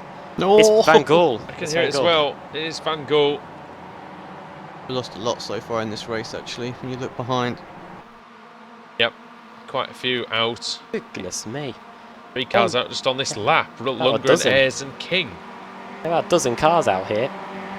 As McDonald goes up the inside of Wright. Early days as well, isn't it? On lap 5 of 12. Andrew Whitehead out of the race as well, so not going to still well for the boosted driver there. What's the biggest mover in race 1? Eliminated. Roberts versus Davies, I believe. There's Nathan Davies then, Welsh driver. And got Adam Hedgecock behind as well, having a little look. Oh, there's contact. What is it? Max Wright and Broughton Grant. And it's Roberts. And Roberts has spun, yep. 360 degrees, and off goes Broughton Grant again. He's off through the grass. He's able to carry on. Wasn't actually too bad for John Roberts. He managed to just looked good, didn't it? That was it. Managed to get it pointed the right way quickly. Has something else gone off in turn 1? Not that I can see. Everyone else looks all right. Van Gool had to tow back to the pits after what happened about half a lap ago. He's out of the race. Stuart Atkinson as well. Holmes leads by 1.5. Then it's Bamber, who's managed to dispose of Roy Verke. So Neil Bamber looks pretty quick out there. He was quicker than Brian Holmes on that last lap, actually. So, Alex, this one not over just yet? No, I think keep chipping away like that. It'll get into the slipstream very quickly, and then the gap's going to come down even faster. So, still time for that. Bamber looking good. Yep. Good battle going on between the Fuzz and Steve Efford out there to Dave Waldock. Good. All of a sudden I said that and they start to separate apart. Kip Stevens and Adam Delmont as well, very close, and just ahead of them was Hedgecock and Smith going side by side into turn 1. Who's to say there aren't some unmarked police cars out there as well? Oh, this is it. No speed cameras, thankfully, dear me. Need a siren soon. Oh, this iRacing should give him one. It should be like Rocket League where you can put big flashing lights on the top of your car. You come in then. Mangan and Thorstein Helgeson having a little battle. They're side by side. I haven't seen anything of Helgeson. Right, car 1, I can hear. Sliding, it's Roberts John Roberts again and on he his own. spins again through 360 degrees. Trouble, once you cook the tyres, it's so easy to do it time and time again, and it just gets worse. That's just going to add to that as well. It's just, yeah, he's not having a good time with it, John Roberts. This is Rafe Cullinan going into battle with Nathan Davis. Nathan Davis inside. That's a strong move there by Davis. Really well done. Gets through on the Irishman. 14 positions gained now, Nathan Davis. I'm sure Cullinan will try and respond as we go onto the front straight here to start lap 8 of 12. Hitchcock and Smith side by side behind them as well. I don't want to say too much because we commentate curse, but Davis seems to have just turned a little corner in the last 3 weeks or so. Seems to be consistently getting the points. And Bamber! Oh dear me. Neil Bamber was running in second place. He's dropping down out of the top 6, Adam. And he's been hit by Nathaniel Simpson. That was Adam Delmont. What's happened to Max Wright? He's dropping down the timing screen massively. Oh, he's had a big crash on the exit of the first corner. He's lost the front end of the car completely, literally and figuratively. Looks like he lost it on his own on the exit of the first corner. He lost the rear then, did it? Yep. Look at this train of cars going down the back straight though, including the fuzz.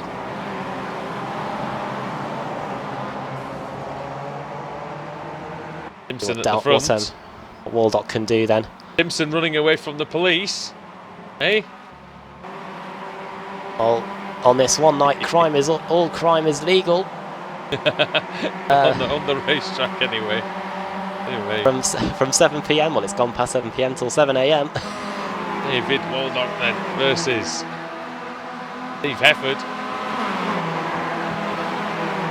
Hefford has gained 22 places, Alex, already. That's pretty good in 9 laps. Yeah, great job. Hefford very, very quick, isn't he, in this car? This little pack actually really exciting right now. Yeah, Simpson Stevens, just did a fantastic Delmont, move. Simpson, all of them in there. On Delmont, Stevens, and the one boosted car that's left, well, in this group anyway, of Hedgecock. Doing a good job is Adam. 12th place. He has lost actually 2 positions from where he started, but considering some of the drivers around him, that's not too bad at all. Simpson versus Delmont. Again, Simpson takes a very, very wide line. Sweeps all the way around the outside of Delmont. Was there a little bit of contact there, Adam? But pretty close, didn't it, on the exit? There is some behind that, actually. Going for it properly and actually further up the field. Looks like there's a move. It looks like Bibby's got past Ververke. Broughton Grant's got a slowdown of some sort because he's just getting swamped by everybody down the straight. Down to 14th place, he tumbles. Awful. Small mistake and then big consequence. Delmont goes wide. This is going to be the opportunity for Simpson up the inside going through the final corner. And he takes it. If Hefford side by side, Kip Stevens behind as well. Stevens has got a great run actually over the start-finish line. Going to try and navigate his way through Delmont and Simpson. Oh, and they almost contact there in the first corner. Simpson goes all the way around the outside. Stevens is the meat in the sandwich, and it's this time Hefford that gets Kip Stevens. Have to get it back round quickly. Oh, there's cars coming around the corner. It's Roberts, who's not had the best race already. Did not want to come around that corner and see spun cars. Hefford's made 2 or 3 mistakes since rejoining the track as well. Don't know if he's got steering damage. It doesn't look great out there, I must admit. Right, just 2 laps to go for Brian Holmes and Adam. Yeah, he's in a league of his own here. 6-second lead. A dominant performance by our leader. Race 1 and Race 2, Tregurtha had a similar performance, and it looks like he's emulating it here, Brian Holmes. Nathan Davis versus Joe McDonald going into the final corner. That looks like a move has been done, and Davis through into 5th, McDonald down to 6th. Delmont versus the law. For 8th and 9th and 7th as well. Over the line we go. It's Youth Energy versus Nathaniel Simpson. Over the line they go on to lap 11, the penultimate lap of the race, and the yellow and black Mazda MX5 squeezing him going into the first corner. Very, very close actually there.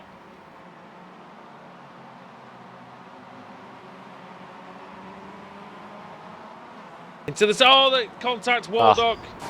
Waldock into Simpson, and there's more contact as well. There's no real safe place to rejoin the track there, is there either? It's Hedgecock as Hedgecock's well, in the wall. isn't it? Sorry, Yeah. Hedgecock. Thinking of Brooklyn Nine-Nine. I thought I heard some more contact, actually. I couldn't see it. It was Adam Hedgecock. Let's see what happened to him. He just loses the car. He gets onto the grass, avoiding Simpson. And he'll look at that and think he's had the most pathetic accident, but really nothing he could do. Well, this has definitely reduced that battle somewhat. The main battle that we've got is the battle for the runners-up position here as we start the final lap of the race. It's Lewis Bibby versus Roy Ververke, and we've also got Ross McFarlane, who has been putting in some decent laps as of late. 19.5 on that last lap, and as we cross the line now to get the white flag, a 19.3. So he's closing in on these fighting two in front of him. Might be able to spring a surprise on this last lap. We'll see then. Brian Holmes is going very slowly. The gap's down to 3 seconds. 2 seconds. He's lost a lot of time. A 1:22 on that last lap. Ververke's out. Ververke's made a mistake. I think Holmes is out of fuel. Surely not. The gap's steadied. The gap has steadied itself. It's at 2.4 seconds now. Roy Ververke, something's gone wrong for him because Ross McFarlane is now through into 3rd position. Didn't look great for a minute though, did it, for Brian? Yeah, he's okay. We're on board with him. He's not spluttering or anything. He's absolutely fine. I've been having to do 2 jobs. Maybe some trick-or-treaters were at the door at 10 to 10 in the evening. It'd be so. And he is now absolutely fine at full racing speed, so I'm not really sure what's happened to Brian Holmes. But it's not going to stop him taking the win. I don't think he's got just the final 2 corners to go. And in race 3 of the evening, the BSR MX5 Showdown, it's going to go to Youth Energy, and it's going to go to Brian Holmes. There he goes. He takes the checkered flag. There he goes. Lewis Bibby is going to just hold on for 2nd place, but on the final lap, it's going to be Ross McFarlane through. Nathan Davis versus Anwar Smith. Who's going to get it? That is inseparable at the line. Exactly the same time. There you go. Fantastic finish. And it was Smith, I think, that got it when you go down to 10 thousandths of a second. Oh! Nathan Davis spinning right round like a record, baby, into the first corner. Oh dear. Everyone's just... I take it. Oh, look at that. That's some breakdancing and a half. That is... Now that... Good luck getting out of that one. That could go on... That could definitely go on the Facebook. Look at that. I can't stop. I can't look away, Alex, to be honest. Trying to find it. Oh, Davis. Yeah. Oh, still going. And around he goes again. And again. The fact that it's a psychedelic car as well doesn't make it any better. Whoever's in that blue car's got a fantastic view of it. And now he's... Oh, he's off again. Oh, dear. I think he's trying to exit the car, and I don't think he can. It's the 6th sense here, right here. He's possessed. Oh, dear. I see dead cars all the time. Where is that going? We can only hope that ends up going over the fence, otherwise he might be here for a while, Nathan Davis. Remember when I did this in the IndyCar as well? Oh, there he goes. I see it. He's over the fence. Oh. Anyway, That's, well, there you go. That's what being in that coloured car does to you. I tell you, psychedelic car, psychedelic sort of breakdancing at the end of the race. Fantastic. Running through the finishing order then, Brian Holmes takes the win after all that. Lewis Bibby finishing in 2nd, Ross McFarlane finishing in 3rd, 4th Roy Ververke, 5th Anwar Smith, and 6th Nathan Davis, 7th Joe McDonald, 8th Rafe Cullen, and 9th Adam Delmont, and 10th place for Adam. I missed someone. 10th place for Oscar Mangan. I think that's the highest Radicals car. David Wardock finishing in 11th place, 12th Stephen Baxter, 13th Nick McCarron, 14th for Forstein Helgeson. Adam Broughton Grant started 5th, ending up finishing 15th place. John Roberts, despite the insane amount of spins that we saw him doing during that race, he finished in 16th place, with Steve Hefford 17th, so he managed to recover well after his spin. He started 36th and finished 17th. Nathaniel Simpson 18th, Kip Stevens 19th, and 20th for Josh Thompson, despite being a few seconds behind the rest of the pack at the end of that opening lap. Mark King 21st, 22nd Adam Hedgecock, 23rd Rob Jackson, David Ayres 24th, and then the cars 1 lap down or more. AD King 25th, Jack McIntyre 26th, Max Wright 27th, and then the cars 2 laps down or more. Will Tregertha, Peter Van Gool, Neil Bamber, Laura Bond, Ian King, Robert Lundgren, Jamie Ayres, Andrew Whitehead, Cesario Rizzo, Anna McNally, Selin Shepelevsky also out, along with Craig Jones, Stuart Atkinson. I think that's 3 DNFs in 3. And then Chris Daines, the last driver, first out of the race. 41st, 12 laps down. Oh, there we go then. So a very eventful race and really, really fun one to call there. The BSR MX5 Showdown. It never disappoints. And yeah, we're going to see then who's going to be on pole for the final time tonight.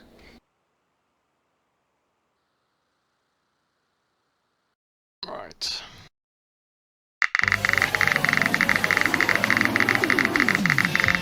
Avoiding the falls, haven't we, all night? Surely come into play. It's going to be close, but again, we've missed it. 28th it's going to be. Well, that's the car that's 2 laps down, and that is Will Tregertha, so I don't think he's going to be classed as the pole sitter. Instead, it's going to be Max Wright again. It was officially starting second, but because Michael Barry didn't take the pole, he became the pole sitter, and he's going to be the pole sitter again for race 4. Second, Jack McIntyre, third, Eddie King, fourth, David Ayres, and fifth, Rob Jackson. There you go. Max Wright gets a second stab at it then, and we'll see how he gets on in race 4 of the evening. So we'll see you in just a bit. The BSR MX5 Showdown.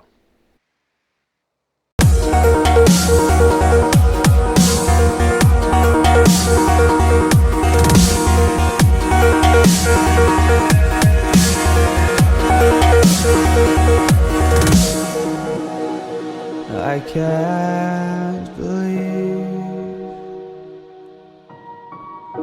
the night lay waste to all we'd given. But honestly, you've gotta know that this ain't living.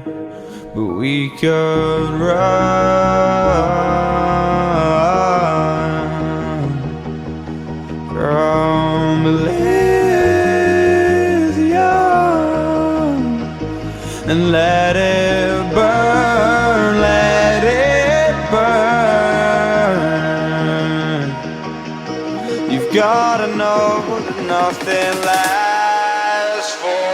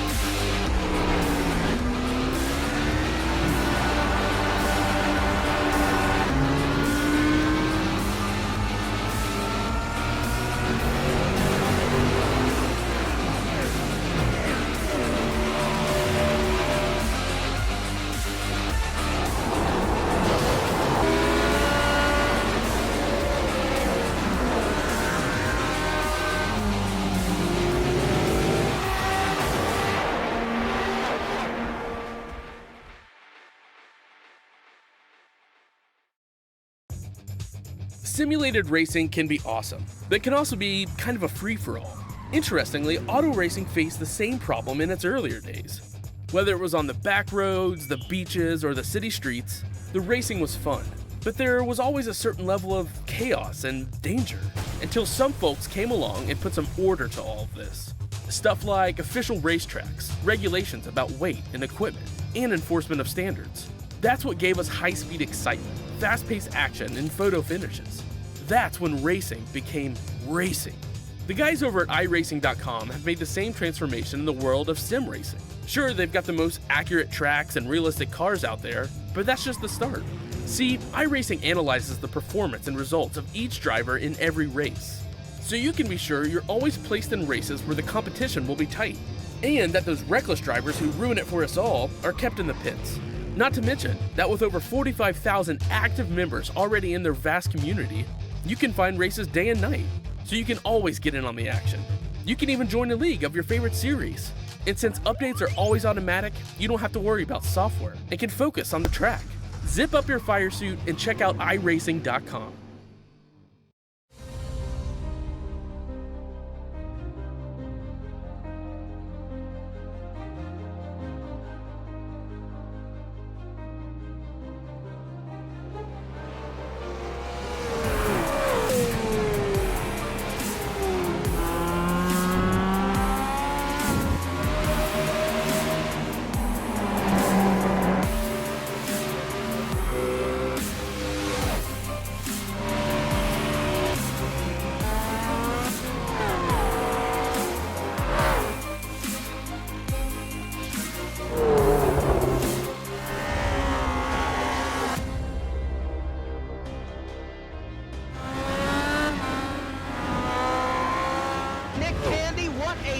Truex in the outside, contact made. 56 slides it at a 4. Who's going to be at the stripe? Dead even, give it to Ryan Truex. Truex is your winner over Tandy.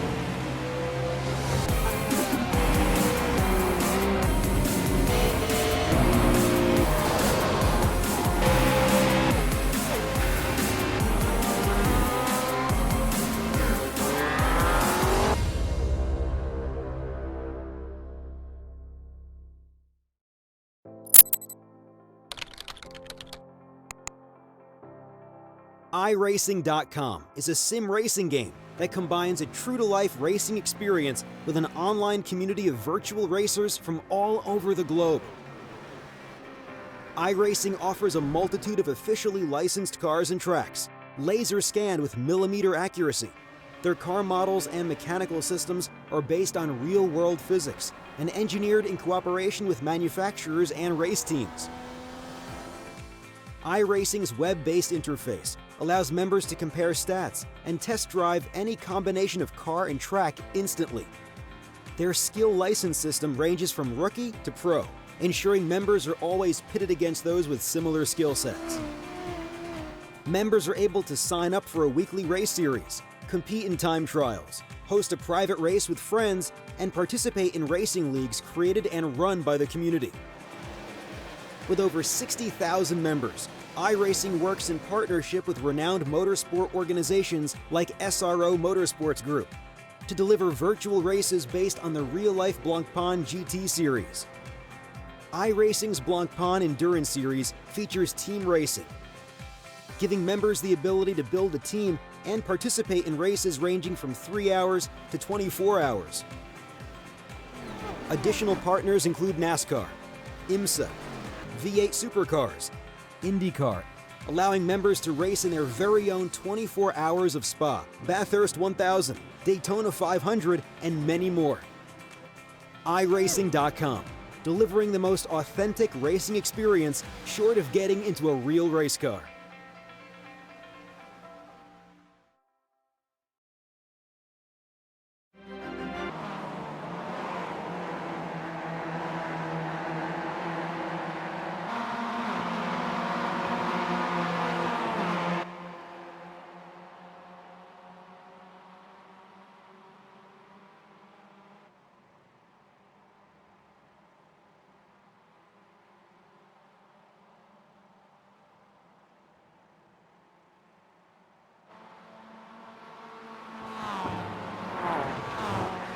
It's the final race here at Sebring in the BSR MX5 Showdown. Welcome back to Apex Racing TV. A good evening's racing so far. We're down to 2 in the commentary box. No, Andrew Woodhouse has not been tricked. He's just had to nip up, I think. But still got me and Alex Simpson in the commentary box for this one. And Alex, once again, the overcast conditions are back here at Sebring, and it's been a very good evening so far. Yeah, it has. Like I say, I've had a bit of everything tonight. So yeah, if you like your wrecks, there's been plenty of those. If you like good racing, lots of that, and some good charging sort of battles and things like that as well throughout the field. So it's been it's been a good night. Overcast conditions, lots of grip for the guys. The tyres shouldn't go off too much. So I would expect some really hard racing for this final one. The Hobos, they've been out pretty much all race meeting, but a little bit more than normal, I think. We're just talking during the break. This is the modified layout. Now, the BSR MX5 usually mirrors what the BSR TC does, but racing around this modified circuit is going to be a bit tough, I think, if we have the 50 Kias racing here on Thursday. Yeah, an interesting choice. I have to say, I would have thought they would have took the Kias to the full layouts. I mean, this circuit is fantastic, and it's not used all that much because it's so bumpy. People tend to get put off by it. But yeah, the sort of switch to the modified. I know the BSR guys. They like to use the alternate layouts, don't they? A lot, because obviously they go to many tracks. Did we go to Sebring already this year? I don't think we did. I don't think so. No, it's usually one of the last races. Yeah. Yeah, a bit of a surprise on that front, I think. I think it's because usually touring car racing usually takes place on small tracks, and we usually go for the smaller versions of the tracks because of that. Maybe that's why. Maybe that's what the thinking is behind that. But we'll wait and see what the BSR TC does. That's on Thursday. It's been a bumper week of broadcast here on Apex Racing TV. We had the World GT Series last night, as well as the Ritmatech Sports Car Series. We've got this tonight. Got a day off tomorrow, but Thursday, we've got the BSR TC, getting ever closer to the end of the season as Will Tregurtha goes off in the warm-up. We haven't got too many weeks to go in that. We've got Sebring this week. We've got Interlagos, Road America, and Daytona to win the season. So 4 weeks left to decide our champion. And then Saturday, we've got the Euro V8 Supercar Championship. That is back. And that's racing at Watkins Glen. And then Sunday, we've got our TCR Championship. 2.4 hour series. I'll just call it that. And then and also we've got on Sunday night that is what we've got Sunday night, isn't it, I think, Alex? Yeah. So no Club 73. No Club 73. That was obviously finished last week. So with the special event. So yeah. Right then, time to run you through the grid then for this, the BSR MX5 Showdown. Final time tonight. On the pole, Max Wright. He was on the pole in race 3. Second, Jack McIntyre. Third, Eddie King. Fourth, David Ayres. Fifth, Rob Jackson. Sixth, Adam Hedgecock.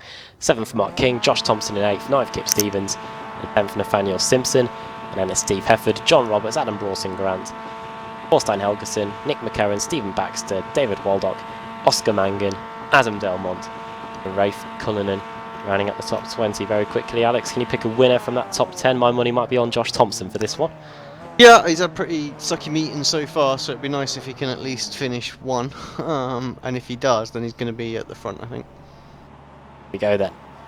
Max Wright versus Jack McIntyre. Eddie King and David Ayres, watch out for them on the second row of the grid. Here we go. Go! And Wright gets an okay jump, and McIntyre did it first, but it looks like he's going to get eaten up by the cars behind. Here comes David Ayres. He's already gained one position from the second row of the grid, and now he's going to try and get past McIntyre as we go into the first corner. Let's hope we don't have any big wrecks. We've managed to escape it through the first corner today. It's usually going into turn 2 where it all kicks off. And David Ayres nearly understeers off into, he loses the front going off into the wall. Someone is off. Yeah, it's only one car. I mean, fortunately, here there is that runoff area, isn't there, to the side, which does sort of cover up most of it, but there's always that concertina into turn 2. I think John Roberts suffering again a little bit. Okay, there's just a little coming together, nothing too major there, but yeah, everyone seems to be away. Only car that was involved, Nathan Davis, and he's had to tow to the pits, and it looks like his day may be done already. Slow down for Josh Thompson, it looks like, and that is going to be a disaster on the opening lap of the race. Or not. But Jack McIntyre going for the lead on Max Wright as we go into the final corner. He's even got it done before we get to the braking zone, Alex. Yeah, sorry, I just wasn't looking at that. I was just having a quick look to see why the paints have all gone awry, so a bit weird. So some showing, some not showing. Oh, yeah, to be control our job, I don't know. Going for the final corner. Crazy pack going on behind Josh Thompson as they come across the line to complete the lap. 3 wide, maybe even 4 in some places.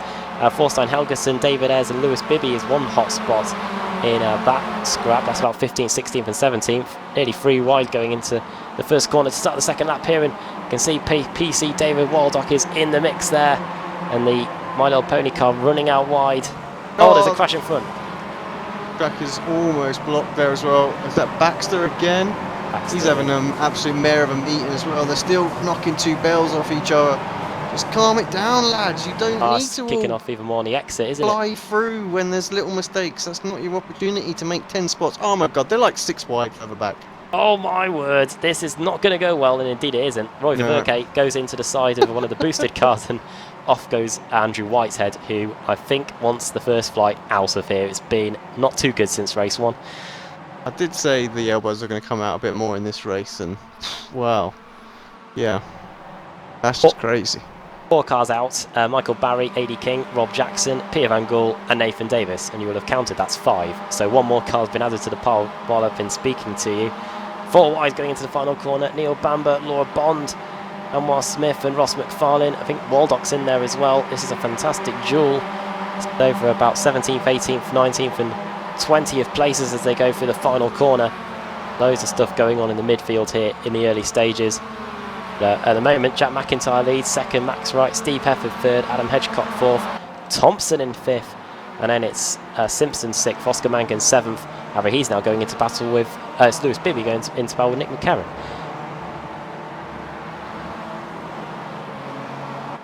Yeah, just focus on Josh for a second. This is one of the paints that's not working, so either that or the Radical team has taken it off. Gonna have these results. Yeah, not really sure of that. But yeah, don't know what's going on unless the Trading Paints has decided to update itself during the race. I can see all sort of refreshing now. That's the thing. It's all a bit weird. I can tell the minor is set. There we go. Finally, it sorted itself out. So it was working the last race, so God knows why it wouldn't have. Yeah, wouldn't have automatically been there. So paints, what a pain in my backside. Paints are a pain. Yeah, down the back straight they go. It's wheel to wheel between Brian Holmes and Forstein Helgeson going into the right-hander at the end. The reprofiled Sunset Bend here on the modified layout. PC David Waldock is fighting with Will Tregurtha in the background. Nathaniel Simpson has just dropped off my timing screen for some reason. Don't know why. Could he be DQ? He's back. There was 3 drivers dropped off all at the same time then, and then came back at the same time. So I think that was actually server related rather than their own connection. So got to be careful on that, because we've seen that before where we've had like 10 or 15 people drop in one go. Interesting to see there. Oh, massive sort of concertina in towards turn 2. They're just knocking each other all over the place right now. That was Tregurtha trying to get through. He did get through. He's probably got a bit of damage there though, so King's car might be broken. He's off the side of the track after all that as Neil Bamber, and that's very close as Kip Stevens gets hung out to dry, and he has to drop down the order there. McNally and Bond also in the mix there. Josh Thompson versus Adam Hedgecock, then that is going further up the field. Thompson up the inside, and he's up into 4th position now as he continues his march up through the field. On that 4, he's 5 seconds off Jack McIntyre. Josh Thompson is the quickest driver on the circuit. Can it be done, Alex? Yeah, what's he got? 5-second gap to the lead, so he's got a lot. He's got some company behind him. Hopefully his teammate won't battle him too hard. If they can kind of drop Hedgecock behind, they might well be able to make that run towards the front. I think both Josh and Oscar will want one as well, because their teammate Tregurtha, of course, and as I say that, they instantly start battling each other. So yeah, half a second lost. That looks a bit like pretty orchestrated, didn't it? I think that might be Josh Thompson letting Mangan through, because Mangan did put in an astonishingly quick lap on that last one. 17.5. 17.5, very, very quick indeed. Like I say, second faster than McIntyre at the front, so maybe Josh going to use him for a bit of slipstream. Yeah, it cost them half a second to do the move. Yeah, behind those two though, there's a nice battle going on between Simpson and Hedgecock. Yes. Yeah. This is 6th and 7th place. Hedgecock started 6th and remains in 6th, while Nathaniel Simpson has gained 3 positions. Could be 4 here going into... Well, he's disappeared, but he's back again. Good on the brakes. And yeah, the added little lag switch button there just to go, where am I? Don't come back at me. Well, that could be a tool that we add to the SDK. I don't know. Or don't. You'll get more people started. Visibility cloak. Anwar Smith versus David Waldock versus Stalin Chapalewski. This is a 15th, 16th, and 17th. 3 wide down the straight we go. Chapalewski in the middle, Waldock on the inside, and Anwar Smith pinned on the outside. Looks like Chapalewski might be the one that gets to the first corner first. Indeed he is. Waldock and Smith may meet here, but Smith is carrying a good line around the outside. But it's all going to be about turn 2 here, and Smith is good on the brakes there, and the Youth Energy car just able to keep back Waldock in 17th place.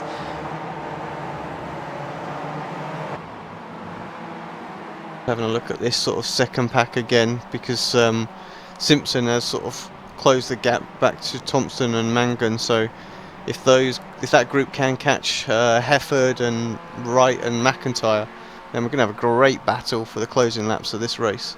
But yeah, the evidence is clear to see. It was 5 seconds when Mangan and Thompson made the exchange, and it's already down to 3.8 seconds, so very good lap there by Mangan. We'll see what the lap time's like this time as they come across the line. Jack McIntyre is our leader. The gap is just under half a second. Across the line they go. 19.1 for McIntyre, 18.6 for Wright, 17.9 for Hefford, 17.9 as well for Oscar Mangan, and a 17.8 for Thompson. So Hefford, Mangan and Thompson, quickest drivers on the circuit at the moment, and they are coming towards the front. Hefford will be the first to arrive on the scene. Hefford's there already. He's already arrived on the scene. What he needs to do now is make light work of Max Wright and McIntyre. Now Mangan and Thompson, they don't really want him to get to the front because he could well pull these guys, and that's going to stop them from getting on the podium. You can see just while Max Wright has been battling with Steve Hefford, the gap's gone up to a second now between McIntyre and Wright. So shows you how much time can be gained and can be lost on this circuit. Nathaniel Simpson and Anwar Smith both disappearing. They'll probably be back in a moment. Yeah, they go. That's the second time that's happened. But here comes Steve Hefford for second place. The red Momo racing car with the green strips and the green mirrors up the inside of Max Wright. Steve Hefford through into second place.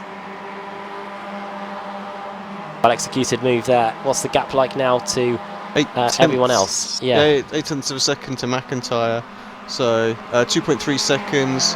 Mangan back. So yeah, this is gonna be tough for them, because I do feel like Hefford, he'll probably get to McIntyre this lap, and those guys are suddenly going to start picking up the pace as well with 5 laps to go. Whoa, maybe not with that sort of a mistake from Hefford. It just goes to show he really is pushing, but that hasn't helped his case at all.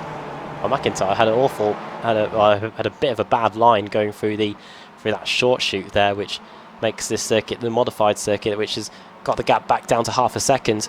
And there's a bit of traffic in front, so a bit of smoke. Who is it? It's Andrew Whitehead, who's carried on after the issues on the opening lap of the race, which we saw earlier on. And this could be a nice little bit of slipstream for Jack McIntyre, which may bide him a tiny bit of time. Josh Thompson, though, Alex, in the background, he's never mind Oscar Mangan, he's now in to fend off attacks from Nathaniel Simpson. Yeah, Simpson, he's a bit of a dark horse, isn't he, Nathaniel? Very, very quick, actually, driver in lots of different cars that he races. And I remember he did some academy work in the Renault as well, and was very quick in that, actually. Now side by side with Thompson defending. Oscar is into the draft now, I believe, of Max Wright, 1 second back. So yeah, we'll get a bit more slipstream with 4 laps to go. Lap 9 of 12, 2/3 distance, 17.7 by Oscar Mangan on that last lap. McIntyre to Mangan, 1.5 seconds. And you can just see the gap is coming down visibly, especially going through that first corner where Mangan seems to be gaining quite a bit of time. Max Wright all of a sudden now looks like he wants that second place back as well. And in the background, Simpson and Thompson are still going wheel to wheel. Brilliant fighting all the way through the top 5 here in the final race of the BSR MX5 Showdown here at Sebring. Up the inside goes Thompson. Oh, sorry, up the inside goes Simpson on Thompson. Oh, God, it's your name is Homer Thompson, and I think he's talking to you. Going through Le Mans, and yeah, that is Simpson through into 5th. Yeah, and tucks into the back markers draft as well. Mangan having a little look ahead on Max Wright as well, as Hefford has a little look for the lead, so it's going to be late on the brakes for McIntyre. And he does that as well, carries just a little bit too much speed in there, there's a bit of contact. Good driving generally though, that was on the absolute edge there, but Hefford is through. Mangan's past Wright, isn't he? So that's happened on that lap, and Mangan now through into 3rd position, and even though they were wheel to wheel for just a brief moment, Hefford and McIntyre, that's allowed Mangan to close up even more. 18.2 for Hefford, 19 dead for McIntyre, and a 17.8 for Oscar Mangan. Only 3 tenths off the fastest lap of the race that he set. Just a few laps to go. 3 laps to go here, and Thompson in the background is trying to get past Simpson by any means necessary, and that means going off the circuit, but Simpson able to hold on to his spot inside the top 5 for now. Yeah, good pace as well for Simpson. But oh, who was that in the background? One of the back markers, I think, wasn't it? I've been Andrew Whitehead, I don't know. Yeah, it was Whitehead. Oh yeah, he's had a spin, yeah. Like you said, just not his day today. Right, Yeah. at the front then, top 3, very, very close together. Wright can't quite stick with them, but Hefford, McIntyre and Mangan, they're all going to be perhaps side by side by the time we reach the end of this straight. Mangan forging a path on the outside, while Jack McIntyre is relying on the slipstream from Steve Hefford as he has a little bit of a blinking in and out. 3 wide going into the final corner here. This might not go well, especially if McIntyre decides to use his cape here on Halloween. His cape of invisibility. Going through the final corner then, Oscar Mangan, Jack McIntyre and Steve Hefford. 3, 2, 1 positions there. And now over the line we go to start the penultimate lap of the evening here. Hefford covers the inside line, McIntyre cuts to the outside straight away along with Oscar Mangan. Hopefully we don't all meet in the middle. Look how deep Hefford goes in there. Surely that might open him up to attack. And here comes Jack McIntyre around the outside. That could be done already, unless Hefford throws it up the inside. He's able to do so, but it means that he has lost the lead to McIntyre, and Mangan is now on the attack. Yeah, it was far, far too tight, wasn't he, going in there? So just needed to have a slightly better line in. Just meant that he could get on the power as early as he wanted. It made him quite vulnerable to McIntyre, and all this battling with Mangan really lets McIntyre disappear up the road. 1 second almost clear as he come out of the penultimate corner. Yeah, he's managed to just go back down to 6 tenths thanks to the slipstream, but now here comes Oscar Mangan, and if he wants any chance of winning this one, I think he's got to get past Steve Hefford. But Hefford is no slouch in these Mazda MX-5s. I've seen that in the Winter Series and in the BSR MX-5 on the Sunday. Mangan up the inside. I thought he was going to try a Ross McFarlane style dive bomb there, but look at the run he's got on the exit. He's going to get past Hefford for sure. Oscar Mangan through into 2nd place, and now he's perfectly poised to attack Jack McIntyre on the final lap, and Max Wright's coming back to this group again. It's now a 4-car scrap as we get the white flag. Yeah, if they battle too hard, it could be Max's race. Just give himself enough room on the back. Oh. If he'd just thrown it in early onto the apex as well, it's just not serving him well at the moment. Oh no. Just to focus on the exits, I think. Coming up on some traffic, aren't they? And who is this? Is it one of the Kings? It is. It's Ian King with no front end. Hopefully he does the right thing. Look at the run that Hefford got there on the exit. He had to go very wide there, and that might have cost him the race. He's a bit too far behind now, but he will pick up the slipstream again. But here comes Oscar Mangan. Is he going to get the move done into the penultimate corner here at turn 8? Again, McIntyre blinking in and out. Really just distracting Mangan's vision a little bit. Now we're onto the back straight then. Less than half a lap to go here in the final race of the day. Oscar Mangan going to the outside. What can Steve Hefford do? Can he use the slipstream to his advantage? He's now going to go and follow Oscar Mangan. What can Jack McIntyre do? Can he get on the brakes and try and hold on to his lead? He's got to, really. Hefford out of nowhere on the inside of Oscar Mangan. That is great from Hefford. Absolutely nailed the brake in there. I think Oscar was trying to plan to get the best exit he possibly could. This race could go to Hefford. If he gets the run, it's going to be very close at the line. Oh, it's just going to be Jack McIntyre that wins, and it is Hefford in second by a whisker. Oscar Mangan takes the final spot on the podium. Meanwhile, it's Stedin Chapelevsky versus Ross McFarlane for 13th and 14th. This could be another dead heat situation on our hands here as we go up to the line. Stedin Chapelevsky on the inside. McFarlane doesn't have the speed. It's going to be Cheppy that takes 13th place. Great duel there, Alex. The top 5 all doing really well there, and the top 4 separated by just over half a second. Great final race, actually. Really enjoyed that. Little bit of argy-bargy at the start, but actually after that it was really, really good.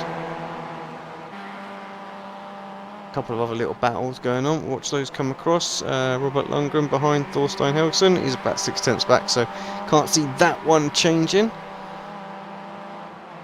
But yeah, that mistake that Hefford made coming out of turn 2, if he hadn't have done that, you'd have thought he'd have easily had the chance to got the inside there of both drivers. So nailed the break in. Really, that last ditch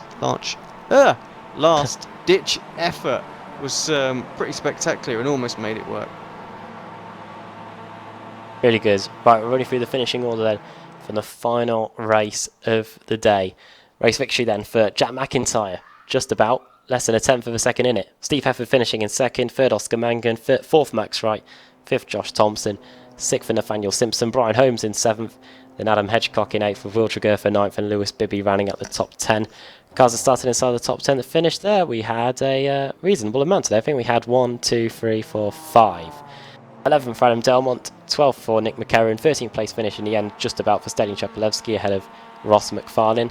Then Rafe Cullinan finishing in 15th place, 16th Anwar Smith, 17th Jamie Ayres, 18th David Waldock, 19th Stephen Baxter, 20th Kip Stevens in the end after starting 9th. 21st Roy Ververke, the championship leader going into this race meeting. I'll be astonished if he's leaving here with that lead. John Roberts in 22nd, Neil Bamber in 23rd, Adam Broughton Grant finishing in 24th place, Craig Jones in 25th, and then Thorstein Helgeson in 26th place. 27th for Robert Lundgren, Laura Bond 28th, David Ayres started 4th, 29th place finish for him in the end, and Stuart Atkinson in an awful night for Boosted, finishing in 30th. Andrew Whitehead just wasn't his day after race 1. He was the biggest mover in race 1, but then after that, DNF, and then a 1 lap down finish in 31st. Adam McNally in 32nd, 4 laps down along with Pierre Van Gool, 2 Youth Energy teammates there. AD King 6 laps down along with Ian King, and Mark King, 3 Kings. We 3 Kings of BSR are all out of the race. Rob Jackson 9 laps down, Cesare Rizzo 10 laps down, and then the cars that failed to finish, well, pretty much out right from the get-go. Michael Barry and Nathan Davis spun on the exit of the first corner on the opening lap of the race. Awesome stuff. Thank you for that, Adam. Yeah, good meeting all round. And yeah, like you say, I think Roy's going to struggle to hold on to that lead. But yeah, we'll wait and see. Not sure who's going to end up as total top scorer tonight in the end, because obviously Tregertha had his DNF in there as well, didn't he? So maybe someone a bit random, you know, who's got the four finishes. Brian Holmes, did he finish race 2? Oh, I think he might be a good shout, because he was very consistent tonight as well. Right, Adam, I think we've run out of time here. That is it, yeah. We've gone a bit over tonight, so yeah, over to you to wrap up the show. Okay, so yeah, BSRTC, it is back next on Thursday, 10 past 8 for that one, GMT. We're going to be here again at Sebring, so we'll go off and get some sun on the beach tomorrow, I think. My thanks to Alex and my thanks to Andrew Woodhouse for joining us for the 3 races earlier on. And yeah, that is it. I'm here at Sebring. From all of us here at Apex Racing TV on this Halloween, bye for now.